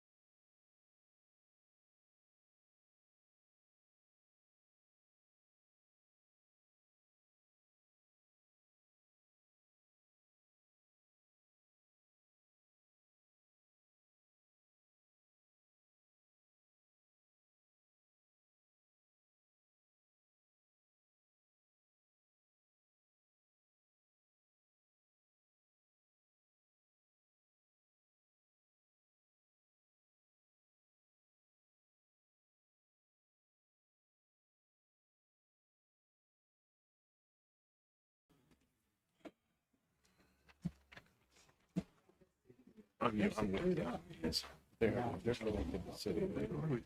we're moving on to item number 15, please, which will start with the public hearing. Adopt the City of North Platte 2025 annexation plan, East 6th Street, and proposed annexations pursuant, excuse me, to Nebraska Revised State Statute 16-117. Opening the public hearing on this issue. Judy, you want to give us a quick explanation, please? Okay, so this annexation plan is a little bit different than the previous annexations that you saw because this is a city initiated, not a requested annexation plan. By Nebraska state statute, in order to do that, you have to first adopt an annexation plan. So that's what you see before you is an annexation plan. When we went through and completed this plan, we did it in sections. So it does give you some options when it comes to annexations. The result of this plan was a recommendation by planning staff to adopt the plan and immediately look at annexing the properties that were within that plan. You all have seen an annexation before or an annexation plan before. We did a similar type thing when we annexed properties on South Buffalo. Annexation is very important. Planning staff does recommend adopting this annexation plan. Annexation promotes the orderly development of a community. It helps ensure long-term growth. Annexation can increase the city's population and tax base, which makes services more affordable for all residents. Helps to ensure that those living in an area outside city limits that use city facilities and services also contribute to the tax burden associated with those services. Annexation improves planning and zoning by allowing for better citywide planning for future development, including transportation, parks, schools, etc. Planning and zoning, along with code enforcement, is used to protect property values and prevent blight. Annexation can lead to additional development opportunities. Increase resale value of properties, and that those properties that may not otherwise be appealing to future development. And the city's future land use map does indicate these properties that are included in this annexation plan as a mixture of commercial and residential properties. Again, reasons for city-initiated annexation include equity for taxpayers, clarity of services for areas of maintenance, emergency response, and allowing for the continued growth of North Platte in an efficient and orderly fashion. Increased population increases possible economic development and funding opportunities, increases lane miles, allowing for additional road development and funding options. And these proposed annexations are urban in character, are abutting and adjacent to current city limits, and most of them have access to city infrastructure improvements. There's a 8.5 or 11 by 17 sheet of paper that mimics this poster that we created that kind of lays out everything. It was in the plan, but on a map, it kind of shows you each of those individual block groups. I broke it up into block groups so that if you do approve the plan and then look at the annexation, you can annex each block individually through ordinance. So if you want to make changes, you have options. You can do that. Happy to answer any questions, but I do believe that this annexation plan should be adopted. Thanks, Judy. We'll call you back when the council considers it. So, okay. So as we go through the next series of public hearings, people are welcome to come up and make comments. Please try to have your comments relevant to whichever item we're actually considering. So does anyone like to make a comment on this proposed annexation plan? If so, please come up to the microphone, tell us who you are, and make your comment.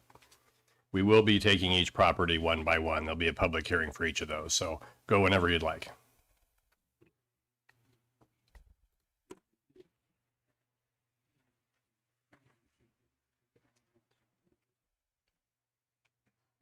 My name is Dottie Erickson. I live at 17086th Street. I own property in this area that's being annexed, and my house itself is inside city. I'm opposed to the city's plan to annex all of 6th Street, and I'm really opposed to the way it's being broke down. I think it should be all considered at the same time. What if you don't pass this one be in city limits, but the next one, yeah, we will. Then is it gonna go back and change all the rest of them? And then, the residents and owners of this property on the street didn't request the annexation. The Nebraska code says that properties shall be eligible for annexation. It doesn't say that it's required. I did a little research because I did used to work at Municipal Light and Water. I know that each property owner helped pay for those sewer mains, the water mains. They pay a monthly bill if they're connected to them. So where this gets off that they're not paying, I don't understand. You know, anything that the water department does, if they have a main break, they go out and fix it. They repair the main break, that goes against their operating maintenance costs, which goes to the rates which these people are paying. The sewer main was installed in the 1980s. The water main was a few years later. Each, you know, and like I said, each property paid for them at that time, and it's been 40 years, basically, more or less, and it's been okay. I don't see where that's really a good excuse to annex at this point. The area is more country in nature. It's got livestock, equipment to take care of the same. We've been told the livestock will be grandfathered in. Well, what about my pickup truck that I use to take care of my livestock? I don't have to license it if I just use it on my property, but if the city annexes my property, they have this little ordinance that you have to be licensed, have it licensed and insured. So I paid the city sales tax on that truck when I bought it because I licensed it from my house, or, you know, got the title. So how many other ordinances are gonna hit us all of a sudden that we're gonna be out of compliance? You know, most of them have animals or whatever, and yeah, they'll be grandfathered in until they aren't. The street is basically a county road. It has no curbs and gutters like you'd find like on West Phillip or, you know, some of these other streets around town. And if you park on it, you're gonna block half the street. Probably get hit, but residents use their own property to park their vehicles on. And I really commend the Planning Commission on their discussions and their vote. And somebody mentioned that now is probably not the right time. And as the city continues to develop, someone might come up with a brilliant plan that they can use this area, but right now, it's not. That's what I have to say. Thank you. Anyone else like to make a comment?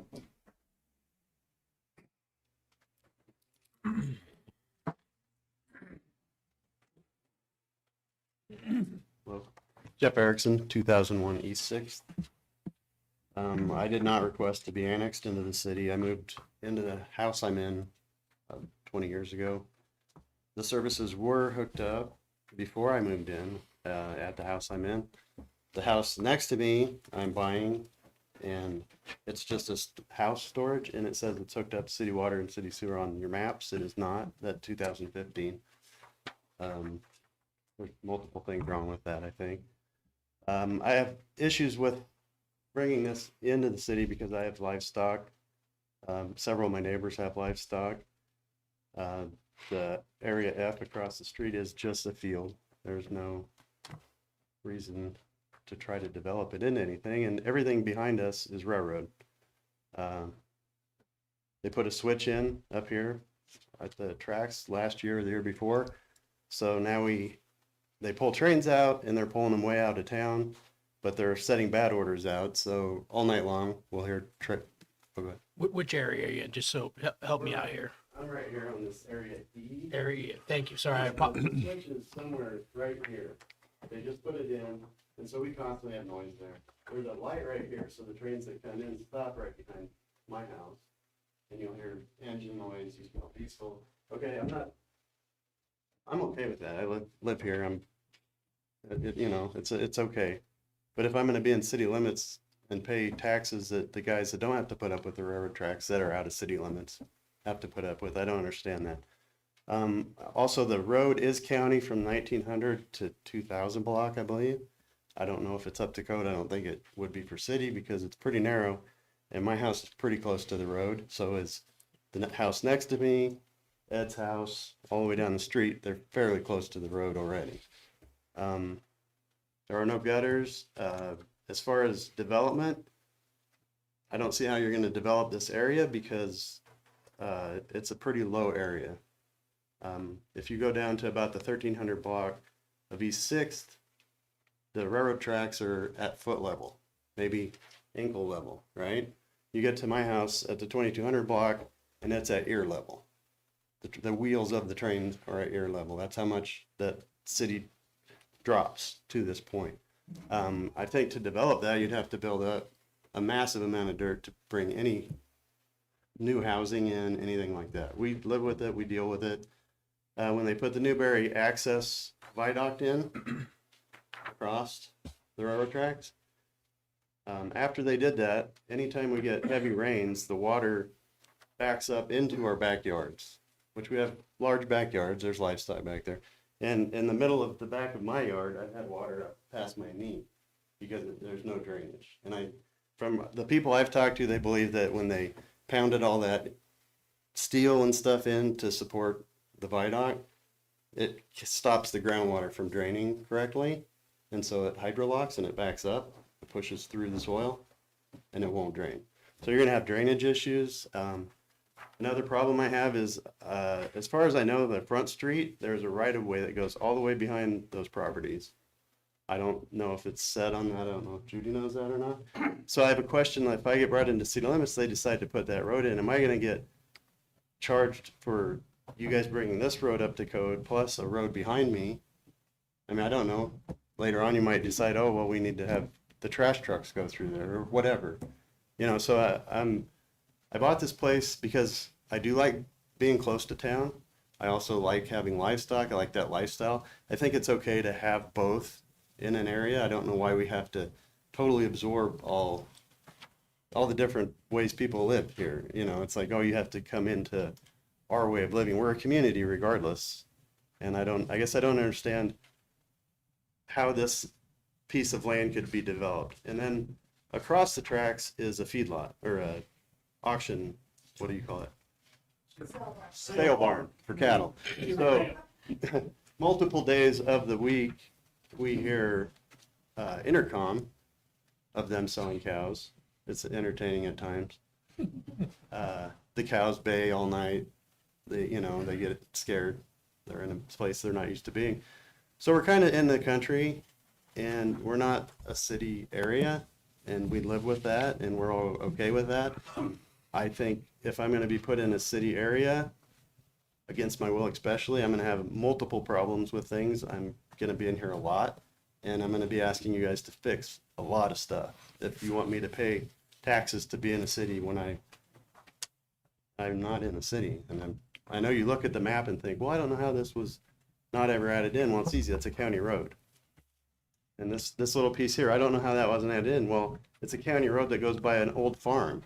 And I don't know, you could probably look back at maps from 70 years ago, and there was probably none of these businesses, none of these houses, and it's slowly just absorbed through there.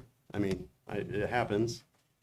And then the businesses that are across here on 4th Street and stuff, none of that's new development. It's all older buildings. I'm guessing 60s and 70s are the majority of those. Multiple buildings. I don't even know what they have in them. If we don't have business, we have traffic. We get multiple trucks that don't want to take 4th Street with 4 lanes, and they want to take our tiny little street so they can drive 40 mile an hour down it. But I mean, I don't know. I guess I have a lot of questions, and I don't want to. I guess when I bought it, I never thought this would be an issue. Here we are. Thank you.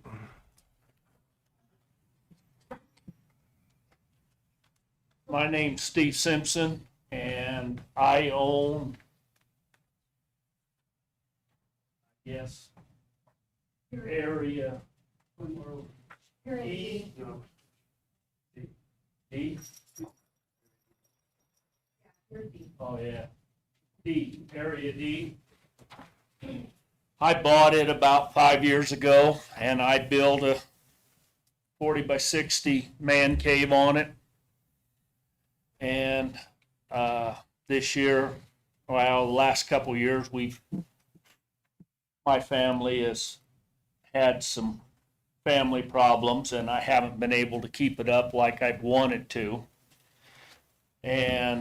But now they're over with, and I can start working back on it this next year and get it back up, and some of them trailers will be moved and stuff like that for you. None of them belong to me, but anyway, I pay for water and stuff like that. You say we're hooked up to it. We pay 3 times the rate for water and gas and stuff like that a normal person pays, because we're out of the city limits. And I really don't want moved into the city limits. I like where I'm at.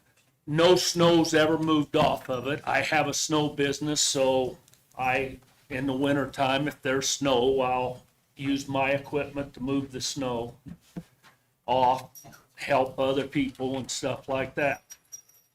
Another thing, the water. He talked about the water. When it rains, I'll have anywhere from 6 to 8 inches of water in my driveway. Nobody can, when I first moved there, I came down here, I talked to the people I needed to talk to about it, and nobody wanted to do anything about it. Nobody cared. I talked to everybody I could down here at the city. They say it's in the county. Talk to them. Nobody wanted to hear about it. Okay? So if we get moved into the city, you're going to hear from me. I'm not threatening. It's just a way of a fact. We just don't want to come into the city. We'd appreciate it. I can't afford the taxes I lost when my wife passed away. I lost an income, and I can't afford it. So I appreciate you guys hearing. Thank you. Anyone else like to make a comment? My name is Brent Kennedy. I'm at 1813 East 6th Street.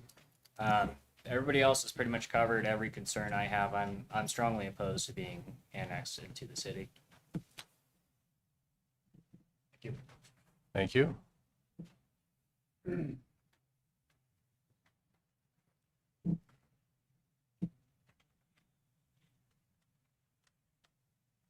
I'm Ed Sterner. I live at 2101 East 6th Street. Just second habitable property from the very end. I bought my place there 13 years ago. I worked at the railroad, and I own a place in Custer County, and I was tired of driving back and forth, beating traffic at 3 or 4 or 5, 6 o'clock in the morning. So I bought a place in town, bought a place in the country, by town. I have livestock. I've had different livestock since I've moved in here. I've had some calves, I've had some cows, I've had several horses.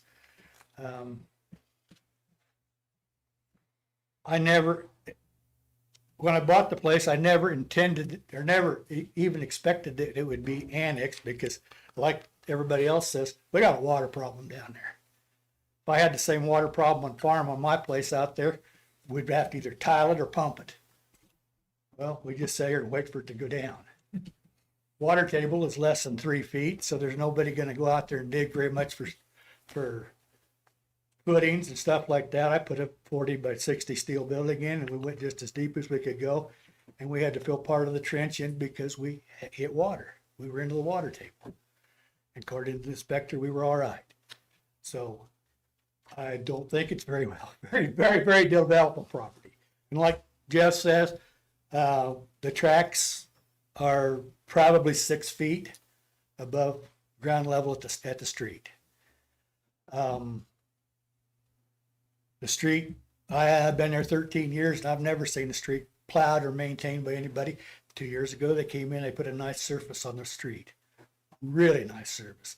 Well, what that did is constituted truck traffic on our street, motorcycle races on our street, drag strip on our street, and you name it. I'm older. There's a lot of older people on that street out there, and it's been a problem. It will be a problem someday. Bigger problem. I try to keep my place up, try to keep it nice looking. Don't like it twice. I understand part of the reason that this is being annexed in is because it was considered as a blighted area, because we needed more blighted areas so we could get some of these other places that weren't quite so much blighted into to come up with enough blighted areas. I know nothing about city government. I've lived on the farm I'm 70 plus years old. I live in a house I was born in, which is homesteaded in 1902. I've been there my whole life. So I don't know how to deal with this city stuff. I don't want to be in the city. If I would have wanted to be in the city, I could have bought a house in the city. I could have bought a house further in the country too, but then I'd still be driving back and forth. So that's why I'm here. I don't want to be annexed.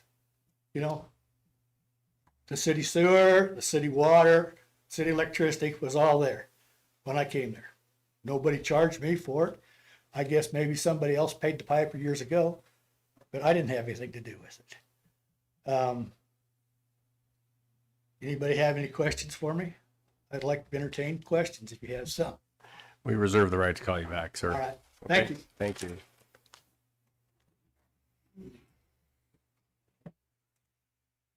My name is John Erickson. I live at 17080 6th Street. It's in city limits, right across the street from out of city limits. We have property, I guess it's listed here as area F. We had property there that we had horses in, and the guy that we bought, the person that we bought it from, who bought it from his wife, he'd passed away. He had horses there for years. And when they took that into city limits on the south side there, that whole block was left out. That's where he had his horses. And when he passed away, we bought it from his wife. And the reason that got left out is his son was on city council. That's probably a coincidence. You know how that works. But that's how that piece on the south side is the only one that isn't in city limits. Okay. And we'll have a calf or a horse or, there all the time. Well, further to the west, this would be area A. That's what they're trying to take in. The block behind that was, I own that too. And that was taken into city limits one time without us even being notified, that block. Part of that block is zoned light industrial. McLaughlin had his wrecker service there and stuff, and a guy just bought it, is cleaning it all up. He wants to build a building and so forth. George Clough, who was the county attorney at the time, made the statement that spot zoning is illegal. He said, when you zone an area, you're supposed to take the whole block in. He said, spot zoning is illegal. That's George Clough. In the process of it, they just did that little part right there. Well, further up the street, right next to where Steele's is, we had a junkyard. I was licensed with the state of Nebraska there for years. And there's some deleted houses. As a matter of fact, I talked to Dave Hahn about tearing them down because we bought it for the land as we went. George also made the statement that I was licensed with state. He said I could buy adjoining property. He said, if you do have adjoining property or whatever, never take a car off of it if you're going to have a junkyard, because their grandfather sort of gets the shaft, so to speak. He said, you just do it that way. Anyway, we had that for years. Well, then a few years ago, we were licensed with the state of Nebraska. The state decided that they were going to turn that over to the cities. That would mean if you were going to try to start a junkyard in the city, you'd have to get it approved or whatever through the state. That doesn't mean they can just take over. 6th Street out at the end is a dead end. If you turn left, you go to the sale barn, except you can't because that's blocked off. There's nothing there. If you turn right, you can go to 4th Street. Go to Buckeyes. Well, they're closing that, but you can go to Buckeyes, and that's the only place that goes. It's a dead end. And in the process of it, they're talking about extending the sewer. When the Planning Commission did it, they took the whole thing into perspective and they voted it down by 1 vote, but they voted it down. As far as what taking all that in, well, now they're trying to do it individual things. It's like a runaround thing. Well, you get to be part of it, but take each individual block as we go. When they voted it down, they voted on the whole thing. And the person that came out in the Planning Commission, the guy said, well, what, are they got a plan on building something? She said, no. That was Judy. I'm not being said that, well, no, she thought it should be taken in. And he's, oh. It was basically, she works for the city. She makes decent money and she helps make this work, but she doesn't live in the city. You know, that's kind of more another one of them coincidences, kind of like my thing outside here. And what I'm saying is, I've got a petition signed by people all along there that don't want that city limits, okay? This country was founded on individual rights, you know, personal rights, personal property rights. Life, liberty, and the pursuit of happiness is, your happiness might not be the same as mine, but however it is, this is how we deal with it. Okay, but wait a minute, if we can do this for the collective good, this is for the collective good, you have socialism. If you enforce that socialism with the police or the sheriff or the Gestapo, you have communism. New York's witnesses that right now with their mayoral race. You got something to look forward to. What's that? Oh, that's okay. I get started, but the idea, you know, it's absolutely pointless to take that into city limits for what it is. Now, I have, like I said, I have the junkyard down there, and I'm retired now. And how it all got behind there is my folks took turns getting sick and took turns dying, and my brother stopped and took care of them. He's a better man than me. Just stayed right there. So I went out and hauled mail, semi-trucks would come in from Minneapolis or Des Moines. I take it to Denver every night, in and back every night. So now I'm not doing that, and we're going to get started, straighten that up. I made the statement to Brad over there. I said, is there a chance that maybe I could get some of that TIF money down there and we could build a motel? But I'm pretty sure nobody'd stay there because it's right beside the railroad tracks. But at any rate, I don't know if anybody got any questions for me. I would be more than happy to answer them if I can. We reserve the right to call you back, sir. I did tell Mr. Erickson that he would have to be in city limits in order to get tips, so. We don't want it. Would anyone else like to make a comment? Oh, wait a minute. Can I say one more thing? Yes, please. Go ahead. I forgot to do the part. My wife had to write it down so I could see it good. But just that little piece to extend it, or to extend the sewer deal right here, up to Steeles is halfway in the middle. Water and sewer right up to there. On just the one block, there'd be 2 blocks, but on the one block with her prices was $63,800 for one. And them are all tore down. There's going to be no housing there. It's going to be, if anything, we'll put a building up that, you know, for storage. Sort of like what Steve did down there, Quonset, to that effect or something to that nature. We bought it for the land, not for, I left the houses there, and which several of my relation lived in them because no rent. But anyway, when I'm out making the payments to pay for our loaders and shit that we had down there, people came and broke the windows out of every one of them. And that's just part of the game, okay? I wasn't fixing them back up. And I left them because part of it blocked the junkyard, because people drive down there, they're offended. Well, they should maybe take 4th Street. They can drive 60 down the 25-mile-an-hour deal on 6, but it's 40 mile on 4th Street. But that's what the cost would be on one block that they're taking in. That ain't counting the second block, and everything else has got it. And there's gonna be nothing there to use it. Makes no sense at all.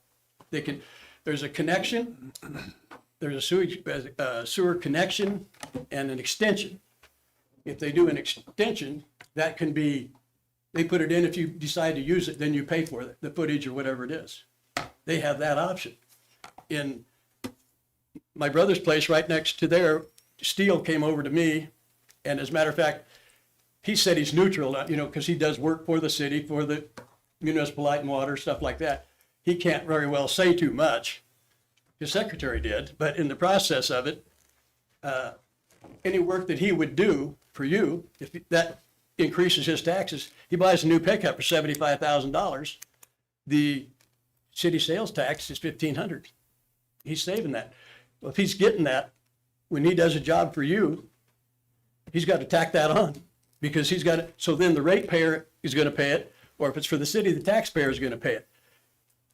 By him not doing that, you gain a foothold on bids that you get for work done.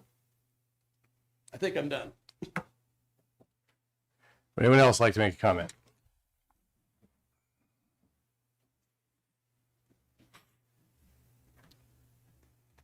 I move to close the public hearing. Second. Motion by McNew, second by Dye to close the public hearing. Calling the question on closing a public hearing.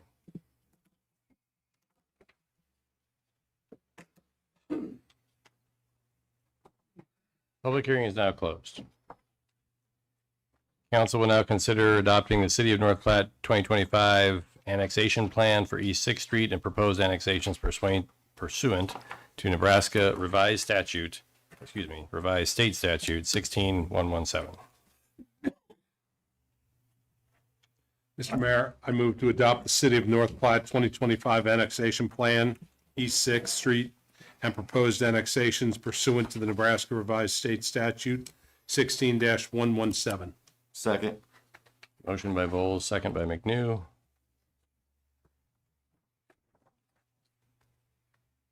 Thoughts or questions on this item? Pete? Just to clarify on this for my own edification, we are purely approving the plan here, the study. That's correct. That's all we have here. Then we are going on each individual section later on. So, thanks. That's my question also. If we adopt this plan, is there some time limit that we have to go on, or we can do it and they can be in 10 years? Yeah. Okay, all right. Go ahead.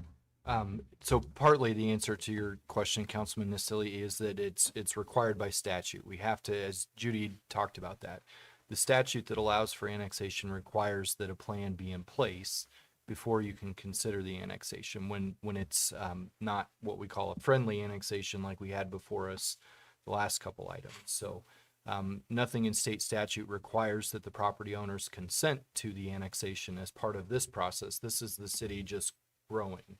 But we have to have the plan in place in order to consider the next items. Okay. Can I ask a question? Or Hold on. what you just said? Hold on just a second, sir. Well, I'll give you a moment, but let us finish our discussion, okay? Anybody else have thoughts or questions? Go ahead, Ed. Thank you, Mr. Mayor. I guess I understand what you're saying, as far as we're not gonna be forced to annex any other properties if we approve the plan. But it seems like once we have a plan in place, then there's always this impetus that we need to follow the plan. And there's a certain push, I think, sometimes to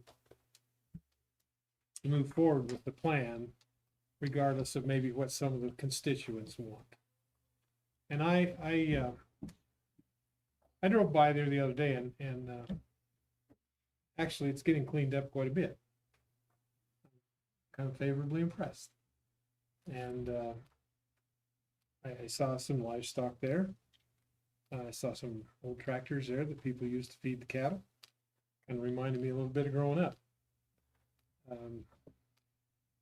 But one of the things I think it says in our statute is that the animal husbandry, if you want to call it that, can be grandfathered in.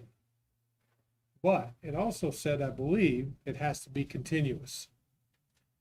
So if I don't have any cattle in my lot for 10 minutes, 10 days, 10 months, what is it? Am I locked out of having that ability to put cattle back in my lot? If I sell my property to somebody else, are they going to be able to use that for livestock? These are some questions that I have in my mind, and I understand the water situation.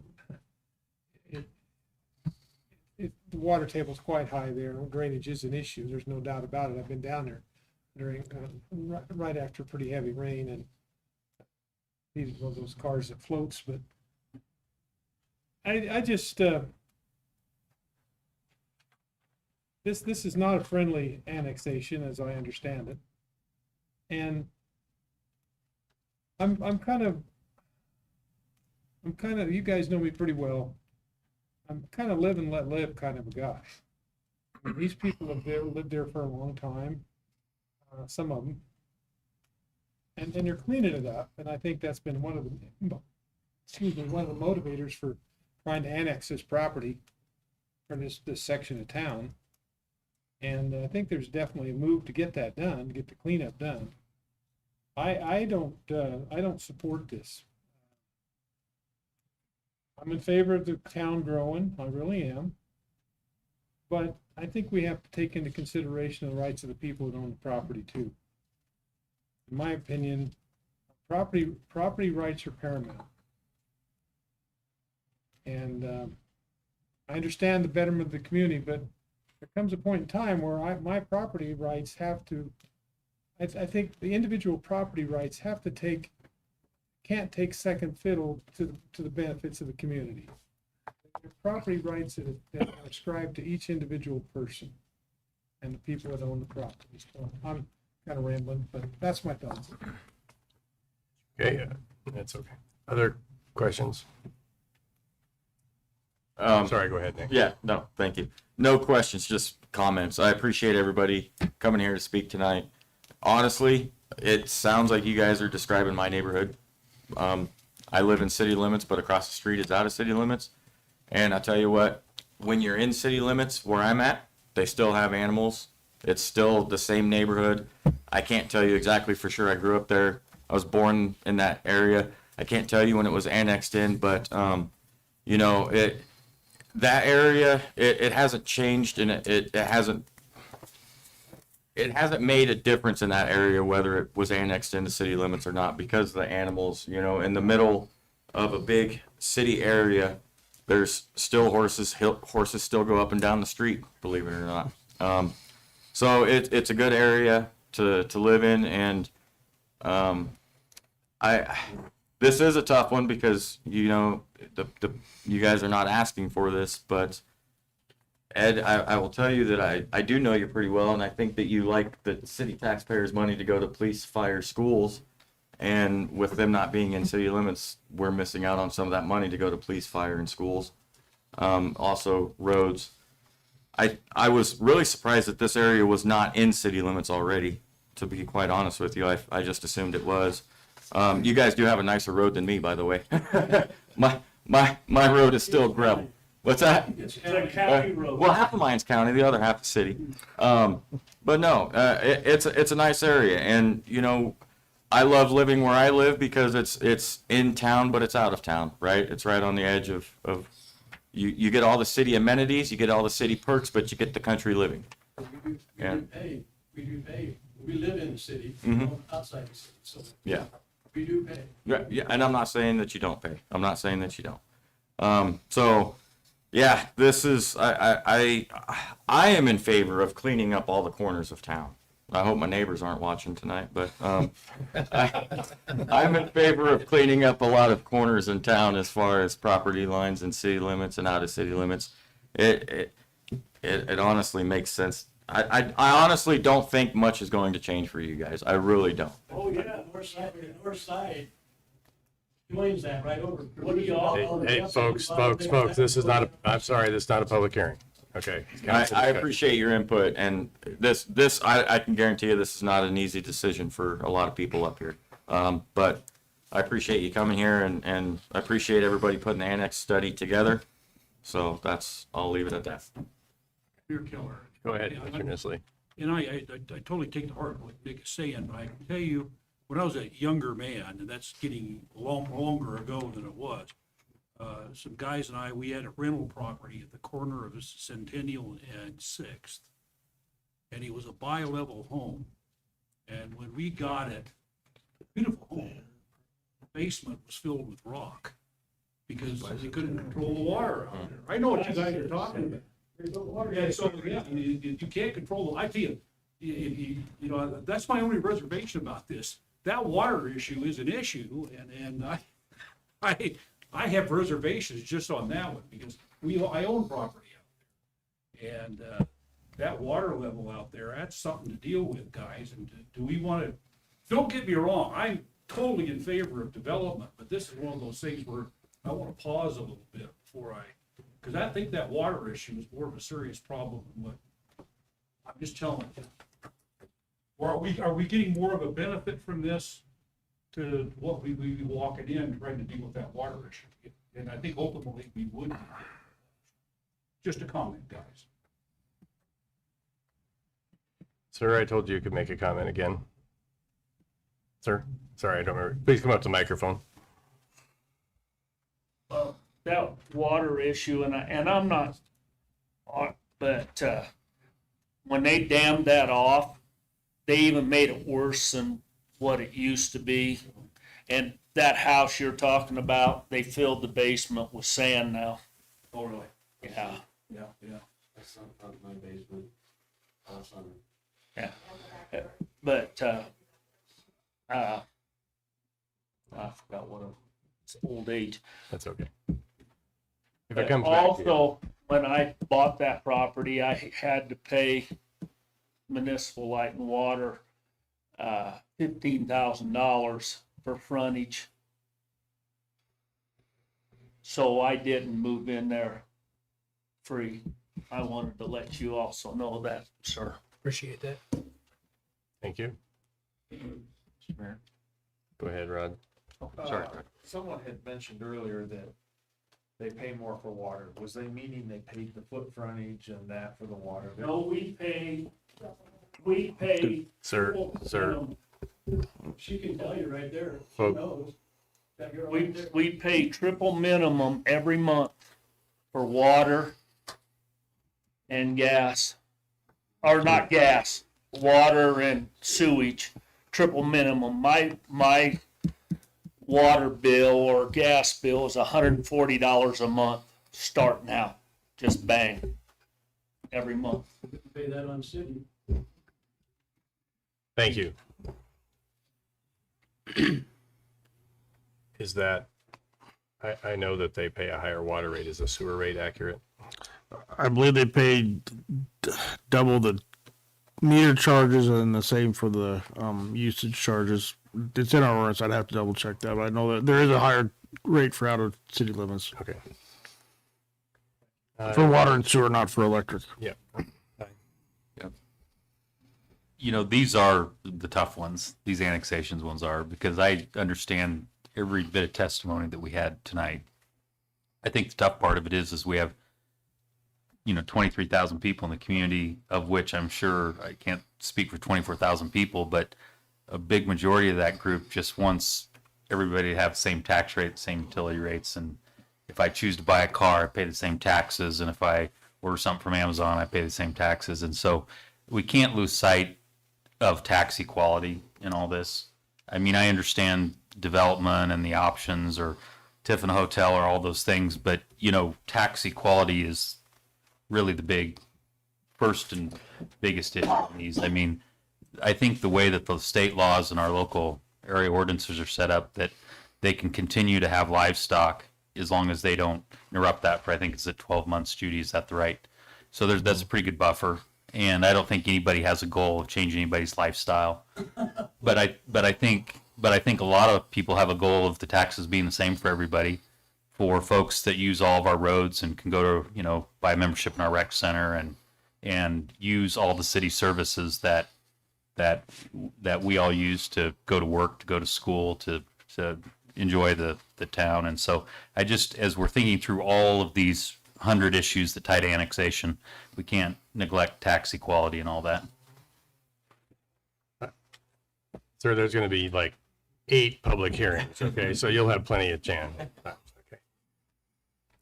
Anybody, other questions? Brad? Judy, can I borrow you for a second?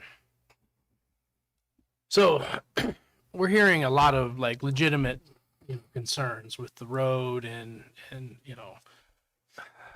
what is the plan with drainage, with widening that road to city specs? Like, what are your thoughts? How are we going to manage that? That's a good question. We have road issues. You know, you look at things like Eugene, that's in the city limits. There's road issues there. We have water issues in other areas. 19th and 18th and Hayes, when they did that development out there, currently working on that housing development out there, they had to bring quite a bit of fill in, different things like that. So there's different areas of town that have very similar issues. Now, it may not be as deep or as, as wet in one area as it is in another. I can't speak for the engineering department as far as when they will get to this area. But I mean, we do take maintenance of the city seriously.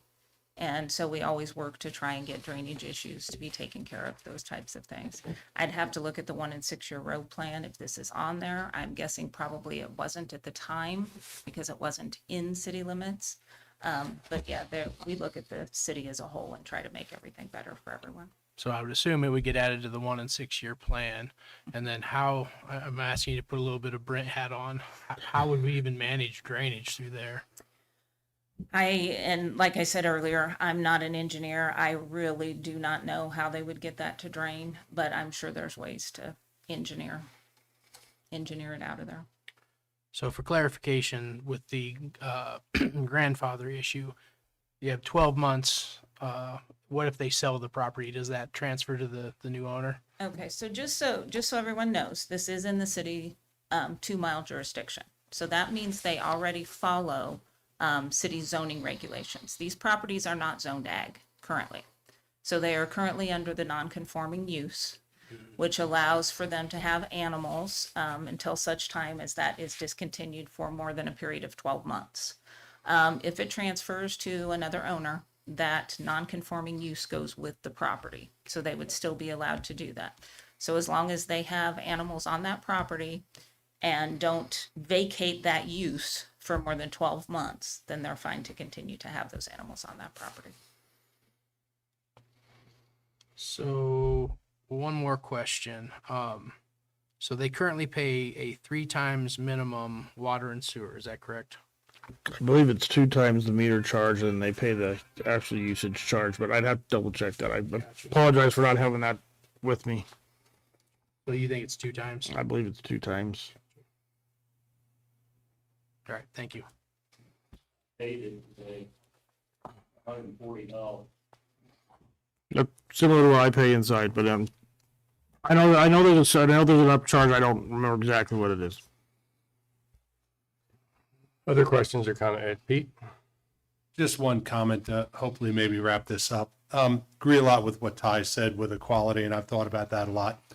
We are hearing from the people who are directly affected by it, but no one from the rest of the community, like Ty said, he can't speak for 24,000 people, nor can I. But I think if we pull back everything, with this being inside the 2 mile ETJ, okay, the only thing that really changes in my mind is that this area will be taxed by the city on their property, okay? And possibly on purchases, which is property. Nothing else with zoning or anything else changes. So if it's taxed, if their property tax assessed by the city, but they lose the 2 times or 3 times meter charge, I don't know where that boils down to in the money scheme. But gosh, I had a really good thought on something. I was trying to get somewhere and then I totally forgot what I was doing. for it. But you know, that's the main thing that changes. Their use doesn't change. Oh, the other thing is they do have access to potentially, they've all talked about drainage and this and that. Well, possibly with city resources, some of that can be alleviated. Because right now, for the past however many of the years that you guys have been living there, it has not been alleviated by the county. So I'm a half glass half full kind of guy. So that's my point on that. I don't know if it'll come to fruition, but I think you'll have a better chance getting some of your drainage systems accomplished by the city than with the county. Thank you.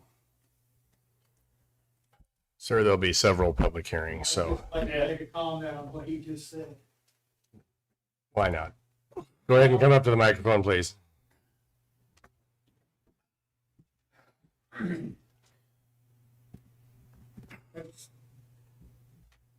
I've sat back there and I've listened to this about, well, we had to pay for somebody had to pay for the sewer, somebody had to pay for the water, somebody had to pay for electricity, somebody had to pay for that.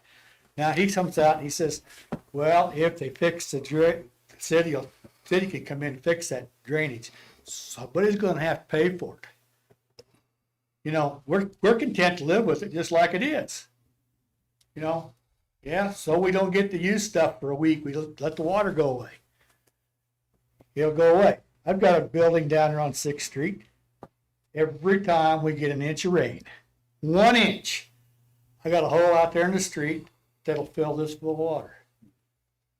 4 days after it rains, that water's gone. I can mow it again. Not hurting me a bit, but it's going to cost somebody a lot of money to fix it. I know. I'm a farmer by trade. We drain all the time trying to gain more ground. It costs us money. Let the rain fill up, let the rain take it away. God put it there, let God take it away. And that's my philosophy on this water drainage. You know, we said the same thing to Noah when he built his ark on dry ground. We wouldn't have an ark. Thank you. Other questions or comments from the council? One more thing, if I can add one, and then we'll get going. As the community, you know, we all want to grow, we all want to progress, we all want to improve. I think with that comes some challenges and some hardships, but at the end, we're all trying to grow the community. And that's kind of what I'm looking at. You know, we live in between two rivers too, so you fight water tables all throughout town. On West 4th Street, there's basements that flood. Over where I'm at, you don't dare build a basement, right? You kind of know the area that you live in and know what you can build and know what you can't build. There's a lot of people that face that all throughout town, but I think the goal here is trying to expand North Platte and trying to grow North Platte, because that's what I've been hearing ever since I was a kid, is how do we grow North Platte? How do we make North Platte better? There, you know, we got to have the amenities. We got to have the growth of the land space too, because eventually we're going to run out of room. So that's where I'll leave it at. Thank you. Ed? Mr. Mayor, thank you. You know, I hear a lot of argument. We need to annex because we can increase the city's tax base. I don't like that answer.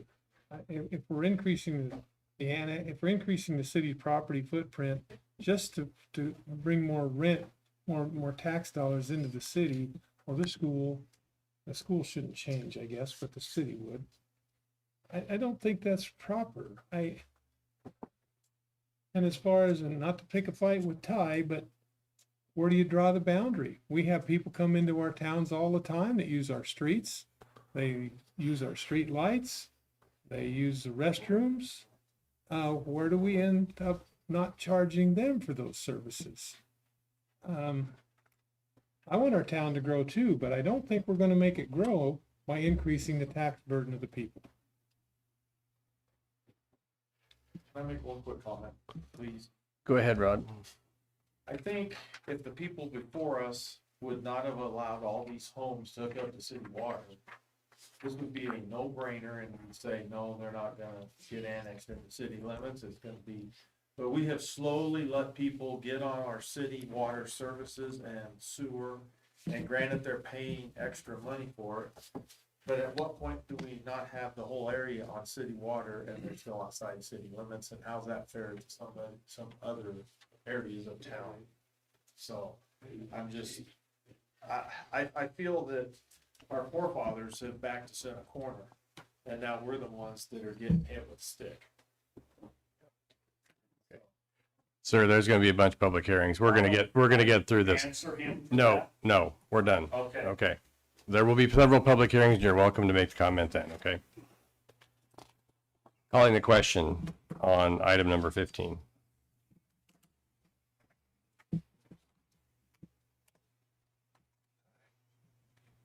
Item number 15 is passed. Okay. Sorry to be so direct, but we don't want to be here at midnight. I don't think anybody does, so. Okay. Number 16 begins with a public hearing for first reading and action to adopt ordinance number 4232, annexing certain land referred to as Study Area 2025-A East 6th Street, 1600 block East 6th Street. Lane, the ordinance, please. Ordinance number 4232, an ordinance of the city of North Platte, Lincoln County, Nebraska, to annex certain land, study area 2025-A East 6th Street, as more fully described herein, to make provision for extension of services to inhabitants of territory annexed, repealing all ordinances or parts of ordinances in conflict herewith, providing for the effective date and publication thereof. Thank you. Okay, we're opening the public hearing on item number 16, which relates to the 1600 block of East 6th Street, which is A as identified on the big map over there, which on the one I have in front of me is clear to the left or on the west end. So anybody'd like to make a comment? Go ahead, sir. What you're saying about expanding the city, that's fine, except that if you take that city and run right across here, this here goes right over here, that hits Roosevelt, and aren't taking that in, that would tie it all together in one group.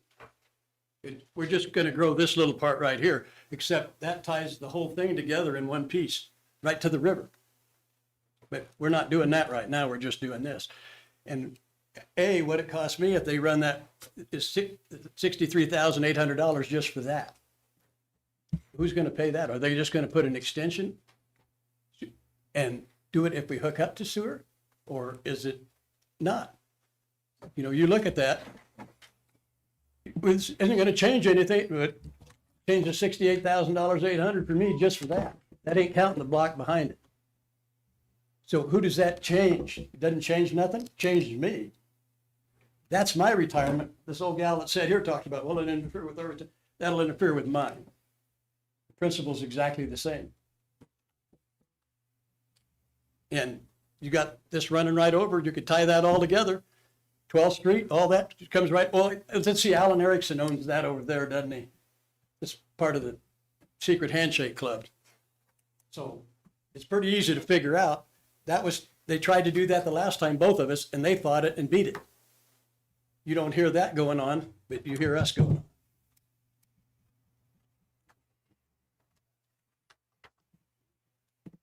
Other questions or comments? Sir, I cut you off a minute ago. Would you like to make your comment? I'll wait until mine comes up. Okay, thank you. Go ahead, ma'am. Erickson, 1708 6th Street. I'm a co-owner in that study area A, which is a 1600 block on East 6th Street. There's 14 lots in that area, as you'll notice on your maps. In order to annex that, Judy says we have to have water and sewer run down the street, which means we get to pay for it. As John said, it's almost $64,000 worth. And then we own property in the 1500 block. There's no water and sewer service there, and none is needed in either of these blocks. But I own property in the 1500 block also. And the other person that owns property there, he uses it to park his RV and his boat on. So he really doesn't need water and sewer either, and so that block's gonna cost $64,000 also. I'm sorry, I'm retired. I really can't afford that. I don't wanna have to sell everything I own. And, I just don't think this is fair in any way, shape, or form. The 14 lots, you know, eventually somebody might wanna take up, but not right now. It's, you know, it's one of those areas that, yeah, someday somebody will probably say, oh, it's right next to the railroad tracks, I could use that for something. But right now, those 7 blocks that would actually face Front Street, even if you run the water and sewer down 6th Street, they wouldn't have access to it in the 15 or the 1600 block. So we're still talking even more money. And like I said, I just don't think that that is feasible for right now. We're in the process of demolishing those houses. There would be no services, nobody to connect to it for 2 blocks. Thank you. And then also, well, No, go ahead and I continue. if can you'd say like. this now, or I can wait and say it for area B, the 1700 block of East 6th Street, where they're gonna extend it to. Most of that area is parking lot. Thank you. Uh-huh. I think there might be a little bit of a misunderstanding on this running of water and sewer. So Judy, would you clarify, just for the sake of clarity? Thank you. So in the plan, the dollar amount that is in there is if city water and sewer was requested to this lot, that would be what the estimated cost would be. We are not putting it in now. We don't want to put it in now, but if they were to request it, that would be an estimated cost of what it would be to extend it. Okay. But no, just because we annex it does not mean that that water and sewer is going in. Thank you. Come on back. I did see somewhere in that study that said within a year. Does that mean the price is, you're accurate within a year, or what does that mean? Well, the price is according to whatever they get the bids on. And That's true. the ones sewer that you guys approved early tonight was 169,000 for 1,575 feet. That's $107 a foot. You know, so yeah, it's I can't do it. And you say, okay, we'll just assess it to the property, and you got 5 years to pay it at what, 14% interest? I don't buy brand new vehicles because of the cost. And as far as being in this area that's outside of city limits, if we order from Amazon, I guarantee you they charge us full price. City sales tax. We don't pay just the state. Because it's a city street, they recognize that it's being in the city. We shop at Walmart, we shop at Fresh Foods, you know, we pay our taxes. Any question? Thank you.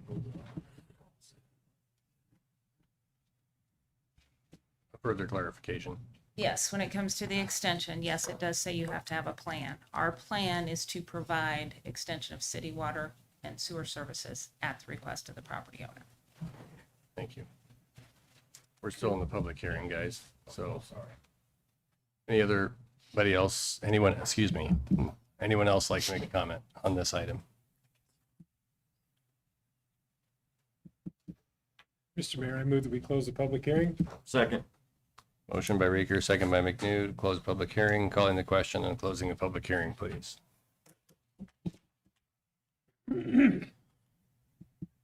Public hearing is now closed. Council will now consider first reading and action on to adopt ordinance number 4232, annexing certain land referred to as Study Area 2025-A, East 6th Street, 1600 block East 6th Street.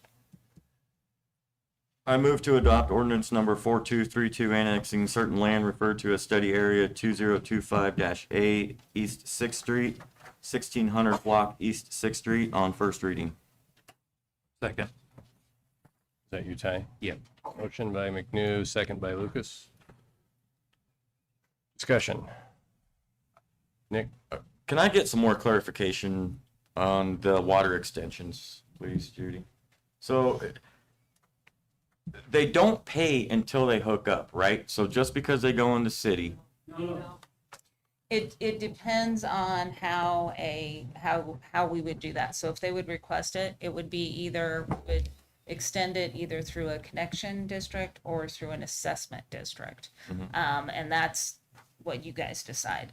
So if it's a connection district, then it's not assessed to the property until they connect. If it's an assessment district, then it's assessed immediately when it goes through. But again, just because we annex doesn't mean that we're doing that, and our plan is to do it upon request of the property owners. So if it's requested by the property owners, does it go through city council, whether it's a connection or assessment? Absolutely. So they're not just going to have something on their bill randomly after they ask to be connected to water or sewer? That is correct. It would go through a whole process, just like you do with any other sewer district. So sorry to cut you off. No, it's fine. If they request it, then it comes to city council, we figure out if it's gonna be assessment or connection, and then, so it's a longer process than just a 24-hour deal. Yes. Okay, thank you. Go ahead, Brad. Mr. Erickson had a great point. No, this is for you, Judy. Sorry. Sorry. He brought up the north side of the tracks, and this came before the council a while ago. What is the plan for that, and when are you thinking about bringing that before us? So this one was the first plan that we've done. We did one, a year ago or so with another area. If I were to do this and the whole north side all at the same time, your plan would be huge. And so what I have done is looked at our annexation plan through the comprehensive plan that shows certain areas that should be annexed, and certain areas are priority 1, certain areas priority 2. So I'm tackling each of those annexation plans as priority based off the comp plan.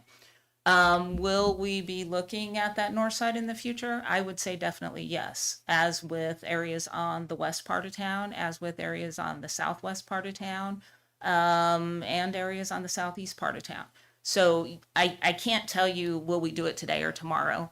The other thing we have to be careful of is when you do annexations, and especially if you annex people, we can't do it in an election year.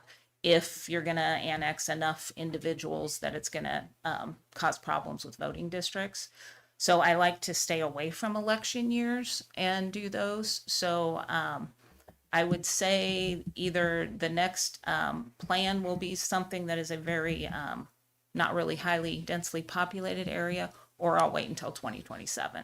But yes, I'm not forgetting areas. I would love to see a square area instead of all of our crazy little lines that we have. Well, that north side of the tracks, just going off of memory, is mostly commercial, industrial in that area, so it wouldn't be a lot of residential. So maybe we could take a look at that next. Yep, and we can take a look at it. There's areas, I think I was looking at a line that was right there on, I can't remember the name of the road. Is it Roosevelt?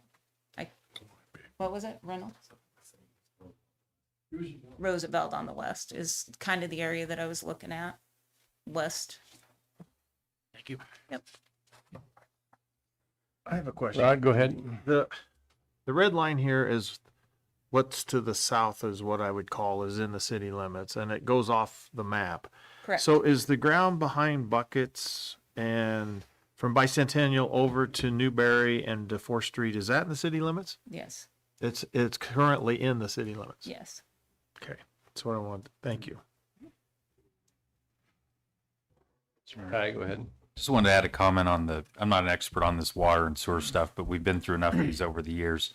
Where it gets complicated is when you have somebody who requests it and there's people between them that don't request it. And that's where those items have come to the council for extensive conversations about the type of district and the way assessments are set up. Of course, the city's always looking for grant monies. I mean, anytime we can get any infrastructure done for free. And then, of course, at that time, then you go through the whole process of equalization and all that. So it's quite I don't know if we've had one of those real recently, but where it is a complicated and lengthy process is when you have someone request it, but there's people in the middle, and then you have to go through and figure out how to do all that. So I just wanted to make sure the council understands that. Yeah, by golf course. Okay, other questions or comments?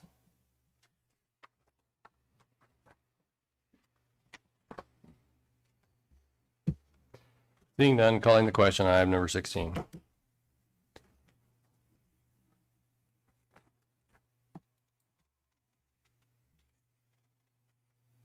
Item number 16 is passed. Item number 17 starts with another public hearing. First reading and action to adopt ordinance number 4233, annexing certain land referred to as study area 2025-B East 6th Street, 1700 block East 6th Street. Lane, the ordinance, please. Ordinance number 4233, an ordinance of the city of North Platte, Lincoln County, Nebraska, to annex certain land, study area 2025-B East 6th Street, as more fully described herein, to make provision for extension of services to inhabitants of territory annexed, repealing all ordinances or parts of ordinances in conflict herewith, providing for the effective date and publication thereof. Okay, opening the public hearing on the section identified in our map as Area B, which is towards the bottom, but more to the left of the screen or the map. Anyone would like to make a comment on this one? Please approach the microphone. I think I have all your names recorded, so you probably don't need to say who you are at this point. Yeah, John Erickson. I still haven't heard the part about my junkyard down there. Is that grandfathered in too? You know, I was licensed with the state of Nebraska, now the city's in charge. And that difference between annex, extension and not, if that's not even being used, that's not going to generate any money for that sewer. So are they just going to add on to it to tie it together or what? I mean, we did pay on the one right up. Let's see, it'd be just on the other, halfway from Steele's this way, just those two lots there. We got a bill, and they didn't wait on that, $27,000. Mr. Steele's bill was $21,000. When they make a cut for a sewer, it's 18 inches. When they redid his parking lot, they didn't make an 18-inch cut. It was 10 foot by 104 foot of brand new concrete. The concrete bill alone was $19,000. There was only two people on that, us and him. And his bill was $21,000 with $19,000 concrete. Who paid half of that? I know who did. And back to the junkyard thing, is that just grandfathered in, or do I have to go kiss somebody's ass for that, or what? We'll get a ruling on that here shortly. Anyone else like to make a comment?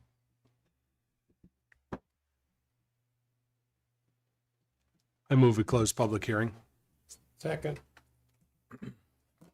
Motion by Bowles, second by Reeker to close public hearing. Calling the question on closing a public hearing. Keep pushing it. I did it. I'm guilty. Okay, public hearing is now closed in a rare one against vote. All right. That's right. Council will now consider first reading and action to adopt ordinance number 4233, annexing certain land referred to as study area 2025-B East 6th Street, 1700 block East 6th Street. Mr. Mayor, I move to adopt ordinance number 4233, annexing certain land referred to as study area 2025B East 6th Street, 1700 block East 6th Street on first reading. Second. Motion by Bowles, second by McNew. Discussion?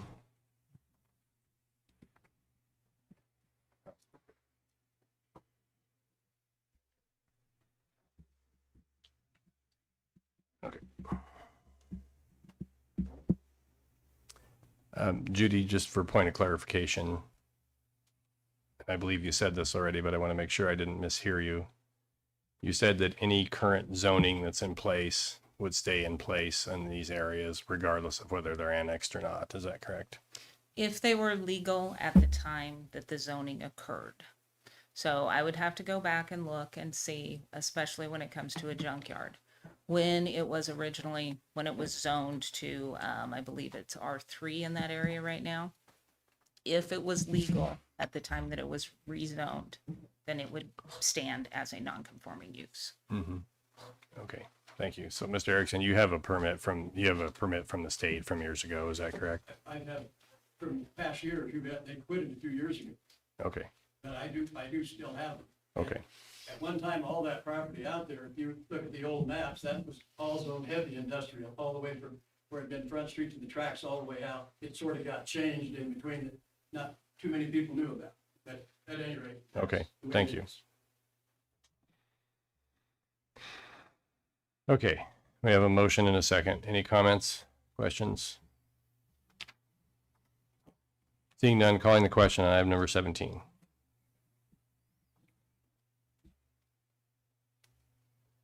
Number 17 is passed. Item number 18, public hearing, first reading and action to adopt ordinance number 4234, annexing certain land referred to as study area 2025-C, East 6th Street, 1800 block, East 6. Lane, the ordinance, please. Ordinance number 4234, an ordinance of the city of North Platte, Lincoln County, Nebraska, to annex certain land, study area 2025-C, East 6th Street, as more fully described herein, to make provisions for extension of service to inhabitants of territory annexed, repealing all ordinances or parts of ordinances in conflict herewith, providing for the effective date and publication thereof. Thank you. Public hearing on item number 18, which is the 1800 block of East 6th. And it's area C on the map, which is about the third one in from the left. Any comments? Mr. Mayor, I move to close. Oh, hold on. We have a commenter. Come on, sir. That's fine. So when my sons are now teenagers, when they were little, my favorite thing with them was to teach them responsibility through raising chickens. My daughter, she's really little. I'd like to do the same thing with her. The way this would be set up is I don't have that option unless I have chickens all the time. I currently don't have any chickens. I know seems sort of ridiculous, but that is, my boys are so responsible, and I think starting them young with something like that was great. We go back to the drainage issues. There is nothing that the city's going to do for that can be done reasonably priced. We're all okay with it. We live with it. If we're annexed, we're not going to be okay with it. You can have chickens in the city limits. Fair enough. As Jeff brought up earlier on the bicentennial, railroad tracks are about a foot. You get over to our properties, they're about eye level. The only way to fix that drainage issue is to bring in dirt to that level. And obviously sewers and what. Brandon, how much dirt would that be? Oh, come on. A lot. Hundreds of millions, I'm sure. And by the time it's all said and done through, and we're not just talking the dirt itself, we're talking the labor, everything involved. It's going to be hundreds of millions of dollars. I don't think that's worth the tax increase that we'd be getting, you know? I don't. They're not gonna fix the drainage problem. I understand that. I understand that. Bring all that dirt in, the water's gotta go someplace. Yep. That's all I got. It ain't gonna get fixed. Thank you. Anyone else like to make a comment? Okay. Okay, 1805 E6, they actually say commercial on there. If you go to the county site, it is industrial. And I want to make sure that's clarified when that comes in. And my brother-in-law has property there. He's not able to be here, health reasons. And he's not for it either. I mean, basically, your decision's going to affect the entire area. And I am against the annexation. Thank you.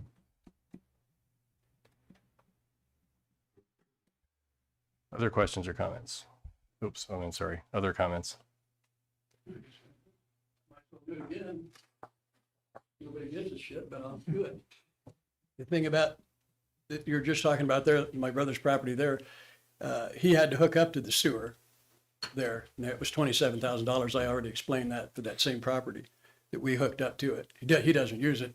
They did put in a hookup for Mr. Steele at the city council meeting. I said, how did you do that? And he said, well, it was open. I said, the other was open. You didn't put one in there. So I'm kind of worried about this extension and all that sort of thing. It ought to be up front if they're going to do it. If that property's not going to be used at all for that, and they think it needs tied together, then they ought to pay for it. Because all that would do is, if I have to pay it, all you're going to do is steal my property, because I'll have to pay that crap.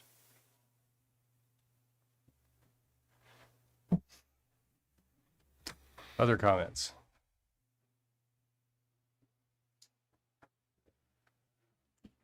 Mr. Mayor, I move to close the public hearing. Second. Motion by Reeker, second by McNew to close public hearing. Calling the question on closing the public hearing. Public hearing is now closed. Council will now consider first reading and action to adopt ordinance number 4234, annexing certain land referred to as Study Area C, East 6th Street, Study Area 2025-C, East 6th Street, 1800 block, East 6th Street. Mr. Mayor, I move to adopt ordinance number 4234, annexing certain land referred to as Study Area 2025-C, East 6th, 1800 block, East 6th Street on first reading. Second. Motion by Lucas, second by Vols. Do we have any discussion on item number 18? The 1900 block. This is 1800, sir. One more. I meant to speak on the 18. You did. You did. Yeah. You were good. Comments, questions from the council? Calling the question on item number 18, please. 18 is passed. Public hearing on item number 19, first reading and action to adopt ordinance number 4235, annexing certain land referred to as Study Area 2025-D, East 6th Street, 1900 block, East 6th Street. Lane? Ordinance number 4235, an ordinance of the city of North Platte, Licking County, Nebraska, to annex certain land, Study Area 2025-D, East 6th Street, as more fully described herein, to make provision for extension of services to inhabitants of territory annexed, repealing all ordinances or parts of ordinances in conflict herewith, providing for the effective date and publication thereof. Thank you. This is item of the 1900 block of East 6th Street, item number 19.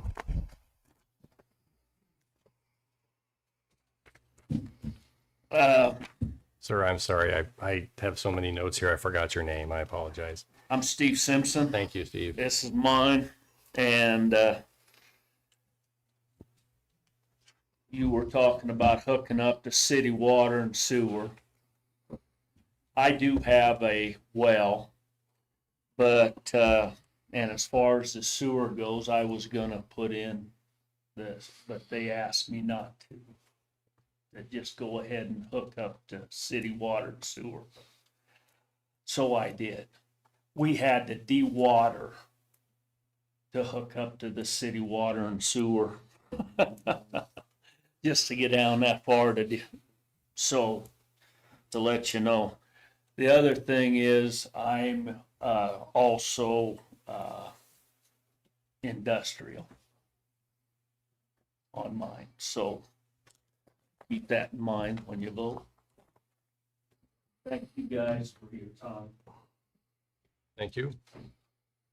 Anyone else like to make a comment on item number 19? I move to close the public hearing. Second. Motion by McNews, second by Reeker to close the public hearing. Calling the question on closing the public hearing.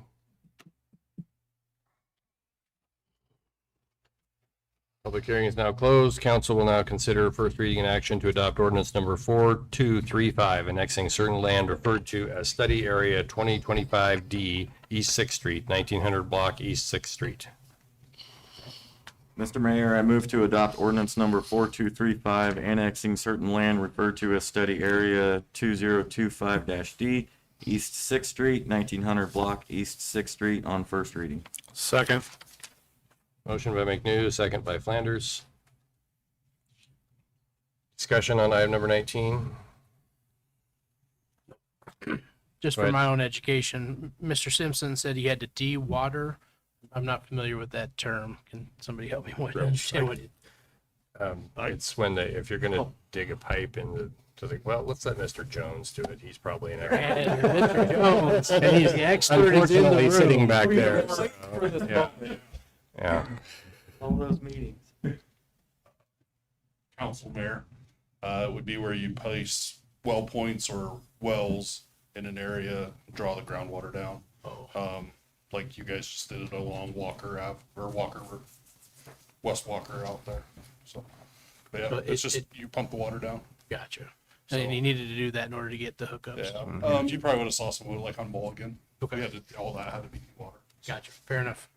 We actually had to do that when we put in the new poles at the softball fields, so. Thank you. Other questions or comments on number 19? Calling the question on number 19, please.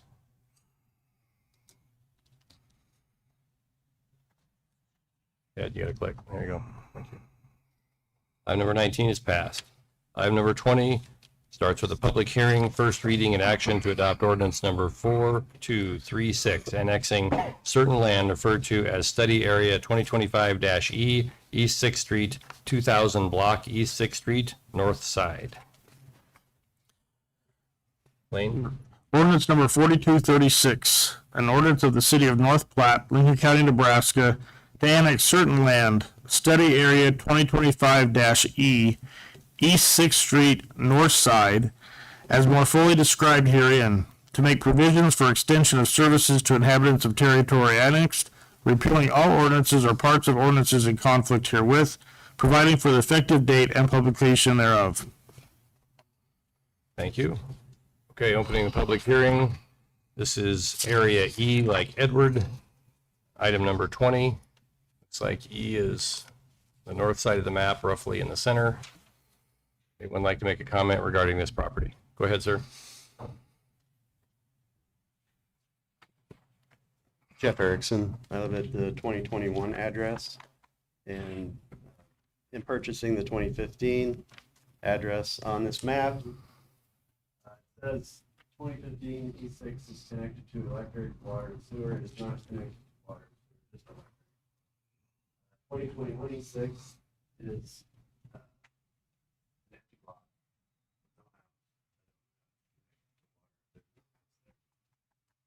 possibly the house before was, I don't know.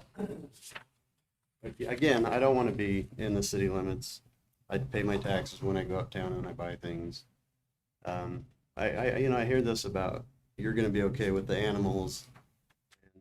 You won't lose that, but it's happened to other people around in this town. And the whole, okay, so that 12-month thing, does that mean if I have a cow on my property and then I don't have a cow and I get a goat, because I didn't have that cow for 12 months, I can't get another cow? Does it have to be a goat?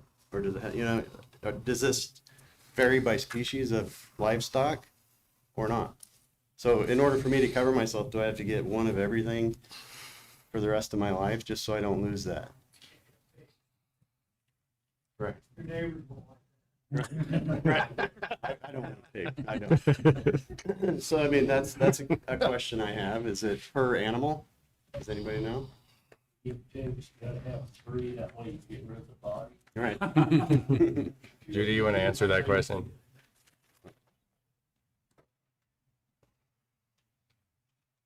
Typically with a non-conforming use, once a non-conforming use has been established, you can continue that non-conforming use if it's not more intensive. So if you have 10 head of cattle there, you can't now have 20 head of cattle, but you could have a horse and a goat and a sheep and 1 cow. I mean, it's as long as it doesn't become more intensive. if that makes sense. I don't really go based off species, but as long as it's not more intensive, that's the word that is used, is a non-conforming use can continue to be a non-conforming use. They cannot increase that intensity of use. So 10 head of cattle, you can't have 20. Are chickens and goats weighted the same? Chickens are not. Fowl is allowed in any area of town, inside, outside city limits. Hooved animals are decently weighted the same, but there is a difference between a goat and a cow. I mean, obviously, the size difference. But typically hooved animals. Pigs are not allowed. It does not matter where they are. Pigs are not allowed at all. Haven't been for years. So if there's a pig out there, it needs to leave. Because there haven't been pigs allowed for years. Those are actually considered dangerous animals. Okay, thank you. Yep. Yes, please. Okay, I hear a lot about we need to make the city square or a shape. It can't have jags in it or whatever. Does Nebraska, is it square? Do we need to be Montana? Maybe we need to talk to the other states and take squares. So it looks better to people. And, you know, as far as city growth, how much more can you grow from there? Because we're not going to build anything on the railroad tracks. Nobody can come across the railroad tracks. And as far as out this way, I'm pretty sure this little piece of land you had asked about that goes to Newberry, that was in the annexation with the airport. Is that correct? Yes. So it was pulled in with all that. Which, does the city limits, it goes 2 miles past the airport entrance, isn't it? Somewhere like that? I saw the sign. It's about 1.5 miles. Yeah, something like that. So at what point do we stop making these lines bigger and longer and more square or whatever? That's what I don't understand, how that's an excuse for anybody to take someone's land and do what they want me to do with it. And as far as like vehicles or something, RVs, I can park an RV on my land and I don't have any problems. I've listened to the other city planning meeting or whatever, and everybody was worried about 6 foot from a curb and can I have my extension out if it doesn't touch the fence, but it has to be at this level. I don't want nothing to do with that stuff. I mean, I can park my RV wherever I want, and it doesn't affect anyone right now. And as far as someone driving down my street, why would it bug them where I parked an RV? You know, I have old cars that a lot of them I've been fixing up. Some of them I don't. I sell them if I don't get to them for a while. But it's nice to be able to have them sit there. I have a good friend of mine, Chuck Kirk, lives in North Platte, and he had a couple cars and a couple wheels, and the city got on him about it, and he had to move them. He had no choice, and so I let him park them there, and I have them behind an area where they're not visible from the road, and it helps him out. It helped the city out. I had moved him myself. He's 79 years old. I went over there. I loaded him on a trailer. I moved him. I'm putting him there until he decides what he wants to do, or nature takes its course, you know.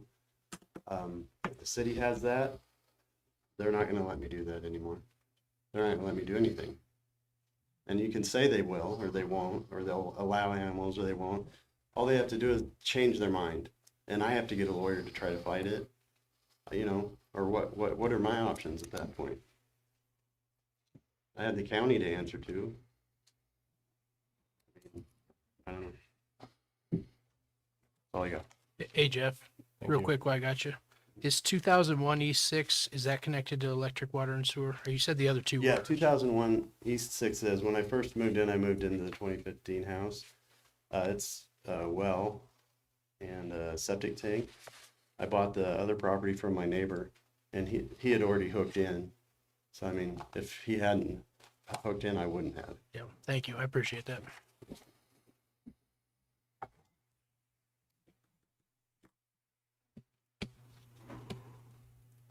Other comments from the audience? Public hearing still open. Mr. Mayor, I move that we close the public hearing. Second. Motion by Rieger, second by Vols, calling the question on closing the public hearing. Public hearing is closed. Council will now consider first reading and action to adopt ordinance number 4236, annexing certain land referred to as Study Area 2025-E, East 6th Street, 2000 block East 6th Street, North Side. Mr. Mayor, I move to adopt ordinance number 4236, annexing certain, oh, hang on, I gotta make sure I'm on the right one. We're on item number 20, correct? Okay. Okay, I'm gonna start over. I move to adopt ordinance number 4236, annexing certain land referred to as Study Area 2025-E, East 6th Street, 2000 block East 6th Street, North Side on first reading. Second. Motion by Lucas, second by Bowles. Discussion on item number 20. Brett? I have a Judy question. You're gonna get your steps in today. So legally, if we annex E, do we have to annex F? Because that would make it non-contiguous from any other non-annexed pieces. And how does that work? I don't think you would have to at this point because you've annexed everything up to that, so city limits would be on the west side. So let's say we do, Is that let's say right? we do E, G, and H. Now we got, but not F. F would be a non-annexed block in the middle of annexed land. That's gonna cause a problem, I assume, right? We have a few of those. Do We do. We have Oh, a do few. we? We have a few donut holes around town. Oh, We're really? trying to clean them up. Okay. We're trying to Alright, clean them alright. up, but Okay, yeah, that we do. answers my question.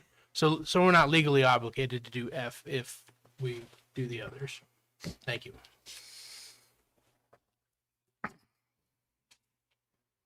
Nick? I see where Brad's going with this because it's not hooked up to utilities or anything like that. But if somebody purchases it and gets hooked up to utilities, then we're back to square one to where if they have the utilities, then we should annex it, right? So I see where you're going with that. There are a lot of donut holes in North Platte. One of them was over off of Phillip, I think, right? Yeah. So, one thing that came to mind while I was sitting here looking at all this stuff.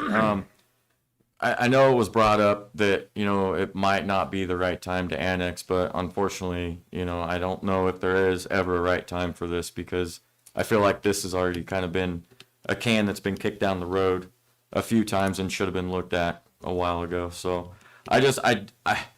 nobody wants to be annexed in. There's never a right time. If it's not you guys not wanting annexed in, it's the next generation not wanting annexed in, right? So, that's all I have. Thank you. Other questions or comments on item number 20? Seeing none, calling the question on item number 20. Item number 20 is passed. Moving on to item number 21, public hearing, first reading and action to adopt ordinance number 4237, annexing certain land referred to as Study Area 2025-F as in Frank, East 6th Street, 2000 block East 6th Street, South Side. Opening the public hearing. Oh, sorry, go ahead, Lane.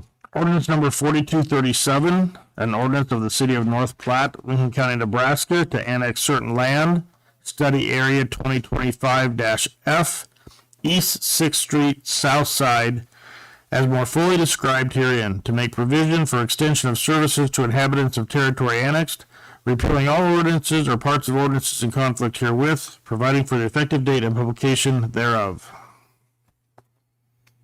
Thank you. Okay, the public hearing is open for item number 21, which is regarding Area F. It was just mentioned ago, it's kind of the little notch out there on the south side. Anyone like to make a comment on Area F? Go ahead. At this point, I feel like I'm just talking to thin here, but I'm going to say what I need to say anyway.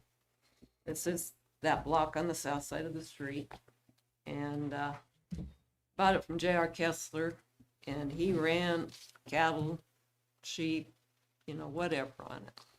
And we maintain a horse there. A lot of deer and turkey there too, if that counts. It wasn't annexed with the south side when it went in the 1980s. And at that time, it was zoned agriculture. But when they annexed the rest of that side, they changed it to residential. The water and sewer both run by there. It's been annexed to the property, but it's not being used and it's not needed there because I have a private livestock well on the property. Since a decision on this block will affect, everything, I'm opposed to it. It's a low area. There's actually almost a creek in it in the spring when we get a lot of water. You about have to wear boots if you walk across there because there are several low areas and you don't know when you're going to hit one and end up soaked to your waist. So it's just really moot point. Thank you. Anyone else like to make a comment on this item? I guess I will. Okay. On that property there, that's the one that she has her farm truck on that she can move around and stuff like that. So is that going to be in city limits where she has to license and insure a truck that doesn't need it? Or if that's a city ordinance? And I think we could have saved each other a whole bunch of time. I see there's 2 men in this group for sure that have balls enough to stand up. What I'm saying is, at the start of this here, the planning commission voted that whole thing at one time. Boom. You could have done the same thing if you're going to play the game the whole rest of the way. You could have done it in one sweep. That's all I got. They voted out. Yeah, they voted it out. Other comments on item number 21? Mr. Mayor, I move that we close the public hearing. Second. Motion by Reeker, second by Bowles. Calling the question on closing the public hearing.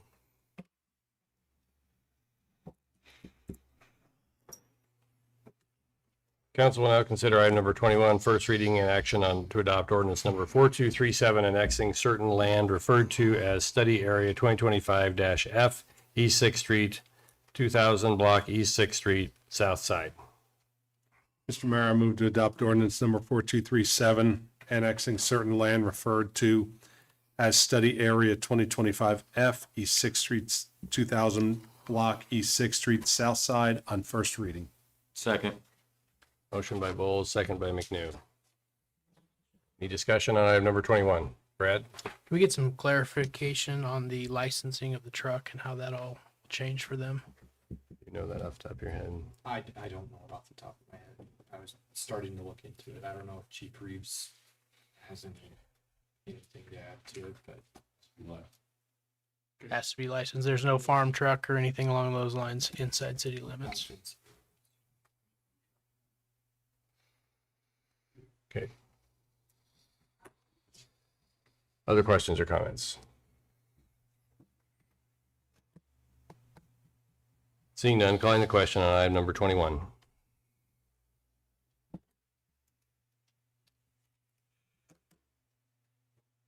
Item number 21 is passed.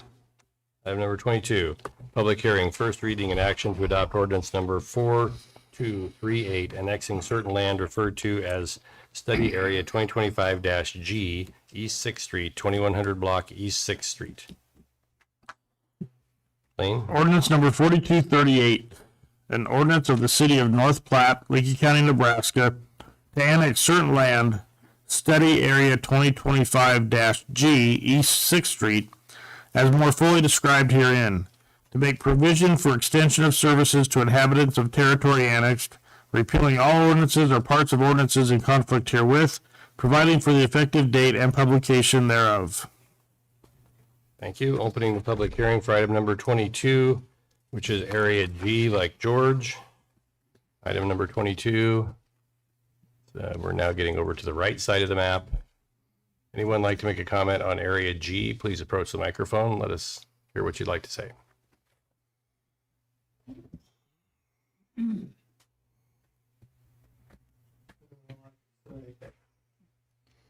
Mayor, I move that we close the public hearing. Second. Motion by Reeker, second by Flanders to close public. Oh, sorry. Go ahead, sir. Petition that I had signed, of everybody that's along there that signed that they didn't want in. But I guess that doesn't matter. But at least I made the effort. I mean, somewhere you got to draw the line, and Okay. Take a copy of that petition. Should we make that part of the record? We can Okay. certainly do that. It Okay. doesn't matter, but Okay. We gladly take a copy of that, sir, when we're done. Okay. Let's see. Okay, public hearing is closed. We got to vote on it. Okay. Vote to close. Call the vote on closing the public hearing.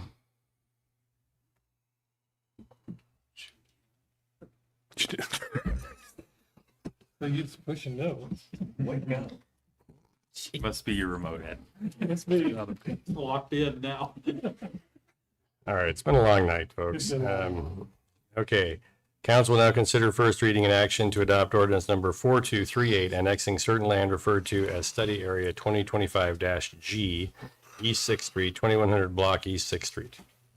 I move to adopt ordinance number 4238, annexing certain land referred to as Study Area 2025-G, East 6th Street, 2100 Block East 6th Street, on first reading.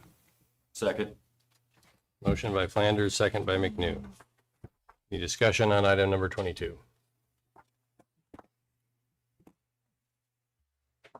Seeing none, calling the question on item number 22. Item number 22 is passed. Number 23. Public hearing, first reading and action to adopt ordinance number 4239, annexing certain land referred to as Study Area 2025-H, East 6th Street, 2200 Block East 6th Street. Lane, the ordinance? Ordinance number 4239, an ordinance of the city of North Platte, Lincoln County, Nebraska, to annex certain land, Study Area 2025-H, East 6th Street, as more fully described herein, to make provision for extension of services to inhabitants of territory annexed, repealing all ordinances or parts of ordinances in conflict herewith, providing for the effective date and publication thereof. Thank you. Okay, opening the public hearing on item number 23, which is Area H, and that is almost to the right side of the map. Anyone wishing to make a comment on Area H, please approach and make your comment. We've been insulted quite regularly by Judy over here that we don't pay our fair share. We live in the city limit. She doesn't live in the city. She buys a new pickup. She doesn't pay the city sales tax. Sir, She tells us how sir, to do it. Keep it to the issue, not the people, please. I think that is an issue. That's a conflict of interest as far as I can see, but you don't think so? I don't believe that's conflict of interest, no. Do you live in the city limits? Yes, I do. I couldn't be sitting here if I All of you didn't. guys live in the city limits? Yeah. That's why we're here. Yeah, we all. So at least you guys have a shot. Other questions or comments? Anyone else like to make a comment? Mr. Mayor, I move that we close the public hearing. Second. I'm sorry. Did you motion, Ed? Ed. You seconded? Okay. Calling the question on closing a public hearing.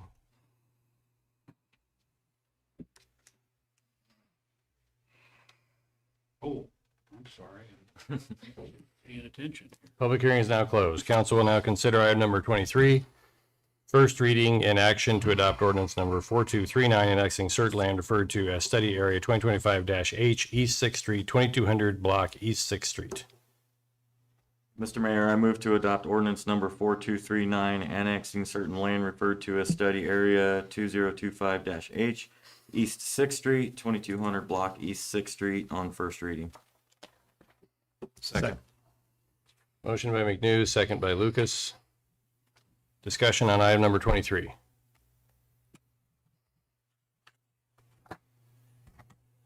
Calling the question on item number 23. Item number 23 is passed. Public hearing on item number 24, first reading and action to adopt ordinance number 4240, annexing certain land referred to as Study Area 2025-I, East 6th Street, 2300 Block East 6th Street. Ordinance number 4240, an ordinance of the city of North Platte, Lincoln County, Nebraska, to annex certain land, Study Area 2025-I, East 6th Street, as more fully described herein, to make provision for extension of services to inhabitants of territory annexed, repealing all ordinances or parts of ordinances in conflict herewith, providing for the effective date and publication thereof. Thank you. Public hearing is now open on item number 24, which is Area I. If anyone would like to make a comment, please approach the microphone and do so. So far, everything is done, we could have done this at the start, just like the planning commission did, and put it to a vote, and we'd have avoided all this. I mean, it makes no sense at all. I mean, maybe you guys ain't got nothing else to do, I don't know. Anyone else like to make a comment? Mr. Mayor, I move that we close the public hearing. Second. Motion by Reeker, second by McNew to close the public hearing. Calling the question on closing a public hearing.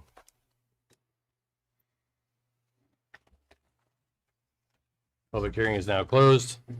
Council will now consider item number 24, which is first reading and action to adopt ordinance number 4240, annexing certain land referred to as Study Area 2025-I East 6th Street, 2300 Block East 6th Street.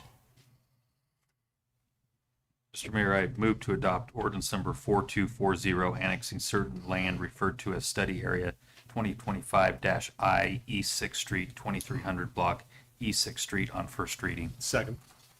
Motion by Lucas, second by Vols. Any discussion on item number 24? Seeing none, calling the question on item number 24. Item number 24 is passed. Item number 25. Discuss departmental purchasing history and procedures for items underneath the state bidding requirements.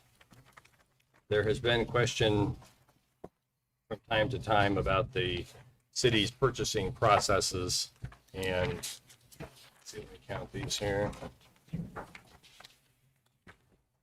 That way, please.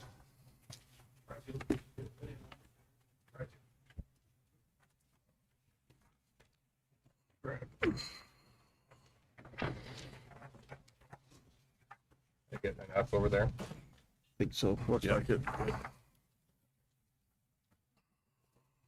And Councilman Dye had expressed some concern, might be a little too strong, but questions about the number of items that were purchased in September, particularly through Amazon, not through local vendors. And so Lane and I asked Tracy to go through the Amazon purchases that were done in September and try to do some comparisons of costs from local vendors. So if you see this item, you'll see about the fourth column over is Amazon unit price, and then locally, and then there's a percent difference. We did not want to bother local vendors and price every little item because many of these things the local vendors would likely have ordered from somewhere, perhaps Amazon, and then shipped into, and then turned around and sold it to the city, or they might have ordered from some other place, but we don't know. So what we did is we tried to sort of spot check some of them and the things that might more commonly be able to be purchased across town. So this is by no means a perfect work, but we didn't feel it was right to spend a bunch of our local shopkeepers' time giving us prices on things that we weren't likely to immediately buy from. You'll see that generally the cost variance is somewhere in, if you average it out, somewhere in the, probably about the 15% range difference, between 10 and 15%. Many of them are. Or there are some that are much higher and there are some that are lower. I think the issues here, and it's good to have this discussion because what we're really talking about at the root of this is we need to support as a community our local vendors. There's no question about that. And the city does quite a bit of that today. But also, we generate all of our revenue from the taxpayers. So anything that we pay to a vendor is revenue that came from our local taxpayers in one form or another. And So therefore, we are also responsible to try to keep the overall cost of operating the city as reasonable as possible, or at least that's my perspective, and I believe I don't want to speak for all of you, but that's probably your perspective as well. So anyway, please feel free to look at these lists, and then Rod had some thoughts on this, so I'll shut up and let him talk for a minute. Well, my thought is you never see a baseball team, a basketball team, a youth sporting event sponsored by Amazon. And we as consumers don't have the choice of buying our water from Amazon or buying our sewer from Amazon. And we need to support the brick and mortar. Our chamber works hard to keep local businesses around.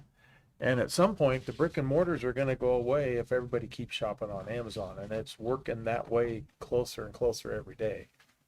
I understand the fact that we need to watch how we spend money, but we also got to take care of our own community.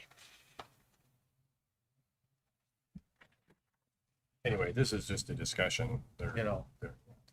So I mean,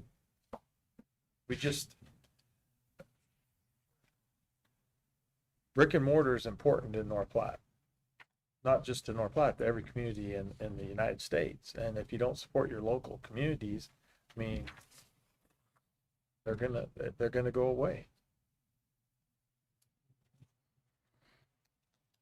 Mr. Mayor, Go ahead, Ed. it would seem like some of our local people, local businesses probably have a website that maybe we could order from them online. And depending on what their pricing structure is, there may be a different pricing structure online than there is in the store. That's probably true in some cases, yeah, I would bet. Just a thought.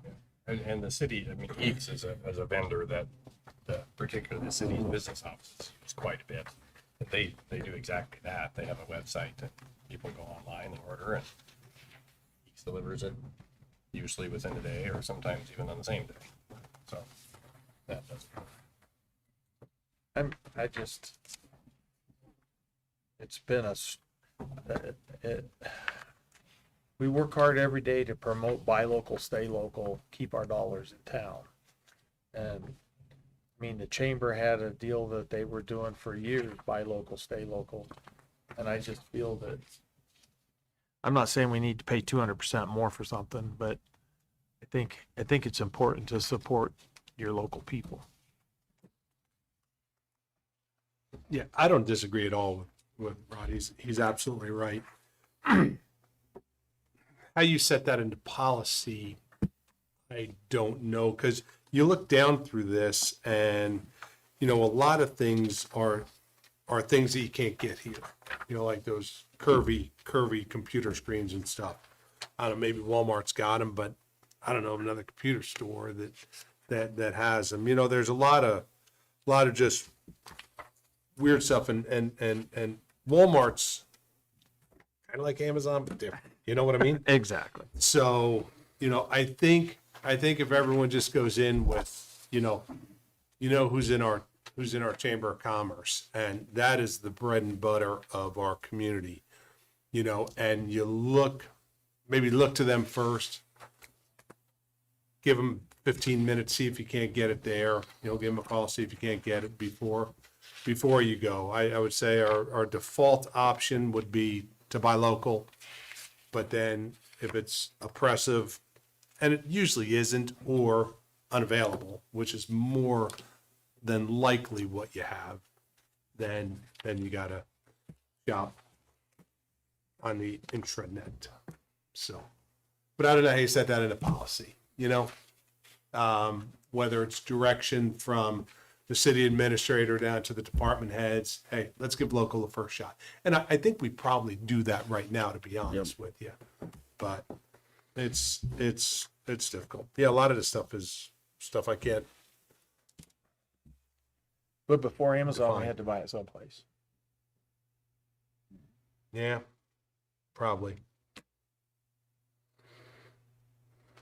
You're right. Just, yeah, you know, it just bothers me every month to see $2,000-$3,000 down the road.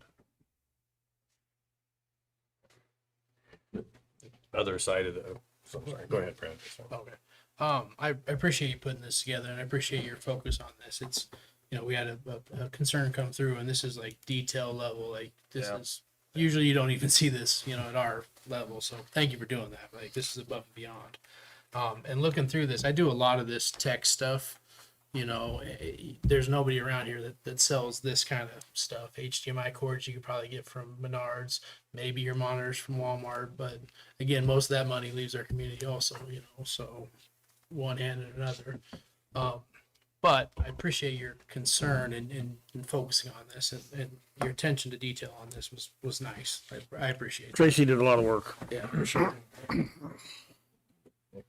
I think that if the businesses know that the city needs those items, I'm pretty sure, like if it's an electronics store and it's not a normally stocked item, I'm pretty sure that they would bring it in for, special occasions like this.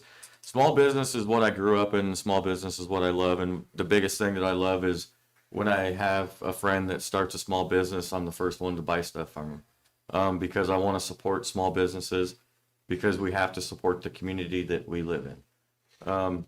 I am involved in some businesses where you can shop online, but when you have problems, I'm the tech guy, and that's not fair to a lot of small businesses because if you're wanting to save a couple dollars, I get it, but if it's some of the stuff I see that you can buy it in town, but we've got to figure out a better policy or a better practice and a better mutual respect with those businesses to where, I don't know if there's price gouging going on or not. I don't think there would be, but if I would love if a business would love to sell to the city, right? I think there's excitement in that, knowing that they provided a service to the city. So I feel like there's a lot of benefits by trying to keep as much stuff local because, it's brick and mortar, it's taxes, and we should practice what we preach, and we should try to buy as much as we can local. As far as setting it into policy, go, one of these common items or whatever, go to a business and say, what is your price, and lock it in for a year and reevaluate that. Because I'm sure Amazon prices fluctuate from item to item, but if there's a way that you could just go to a business, say, these are common things that we would purchase from you, can we come up with an agreement once a year and lock those prices in on those most common items? I'm sure there's a lot of reoccurring items that are being purchased throughout, so. It is true that quite a bit of what the city purchases is the same stuff over and over again, but it does vary by department too. I mean, there are a number of things that the specialty, pick on the chief since he's sitting back there, that the police have to have that no one in North Platte sells, and they're never going to. Yeah.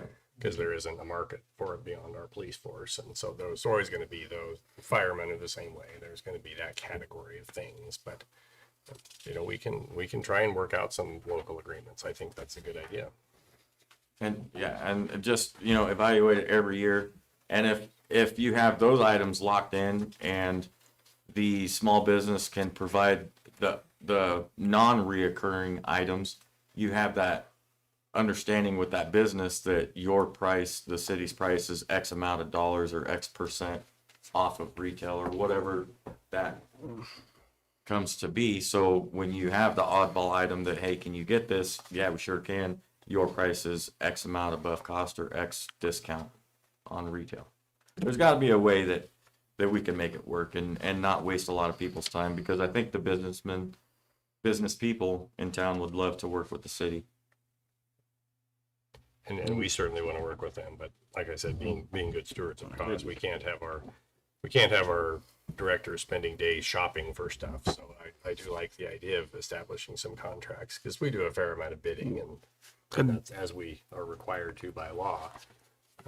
But it takes time to create all those things. And we do just do a lot of business with in-town vendors. I mean, it's not like everything's going to Amazon. It's probably a couple percentage of our whole budget that maybe goes there at the most. I mean, and some of it we can't get, but we do. I mean, we all do try and keep local. We all understand the importance of that.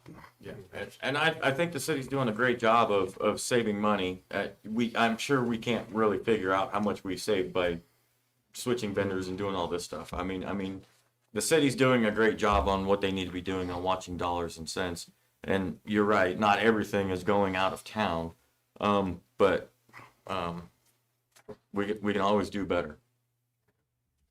I'll tell you what we'll do. We'll poll our some of our directors and people that spend a lot and determine some things that we can hopefully purchase locally, and we'll set about trying to review some of those contracts. And if we sign a contract, it has to come here, so you guys will know. Just where I'll just add my 2 cents. Of course, you got to remember I grew up in a local retail family and worked for a local owned company. But we in procuring stuff in my employment, this is an important issue to us. And I think the thing we always try to do is just have a culture that buy local first, and always try that. And try to do and if it's inefficient for somebody, you know, if there's anybody that has some downtime or something, get them involved and just help them with procurement. I'm sure it's no different than you guys do at Great Plain Health or other businesses down. I think a lot of it is just having a culture of buy local first. I mean, we do need to recognize that Amazon and Walmart have invested significantly in our town, but we also don't want to forget that if you have an item that you buy that's broken or doesn't fit right or whatever, those local vendors are nice to have. And I've watched this for a long time. I mean, I know we don't talk about the claims a lot. Believe me, I know we all look at them really closely, and I think the city's done an admirable job on this. But I mean, my encouragement is just to keep that local first culture and try to always make sure that's at people's forefront, especially as we have had those companies invest in town. Rod, you want the last word? Nope. Thank you for bringing it up. Okay. Well, we will continue to work on it. Item number 26. Approve the claims. Mr. Mayor, I move that we pay the bills. Second. Motion by Reeker, second by everyone else. Second by Nisley. Sorry. Late in the evening. I'm calling the question approving claims. We were almost under. Claims are paid. Public agenda request. We respect our city employees and request that any complaints or criticisms of employees not be aired at a public meeting. Concerns about employees should be brought to the attention of the city administrator or the mayor. Individuals in violation will be declared out of order. If anyone has a public agenda request item, please approach the microphone and let us hear your request.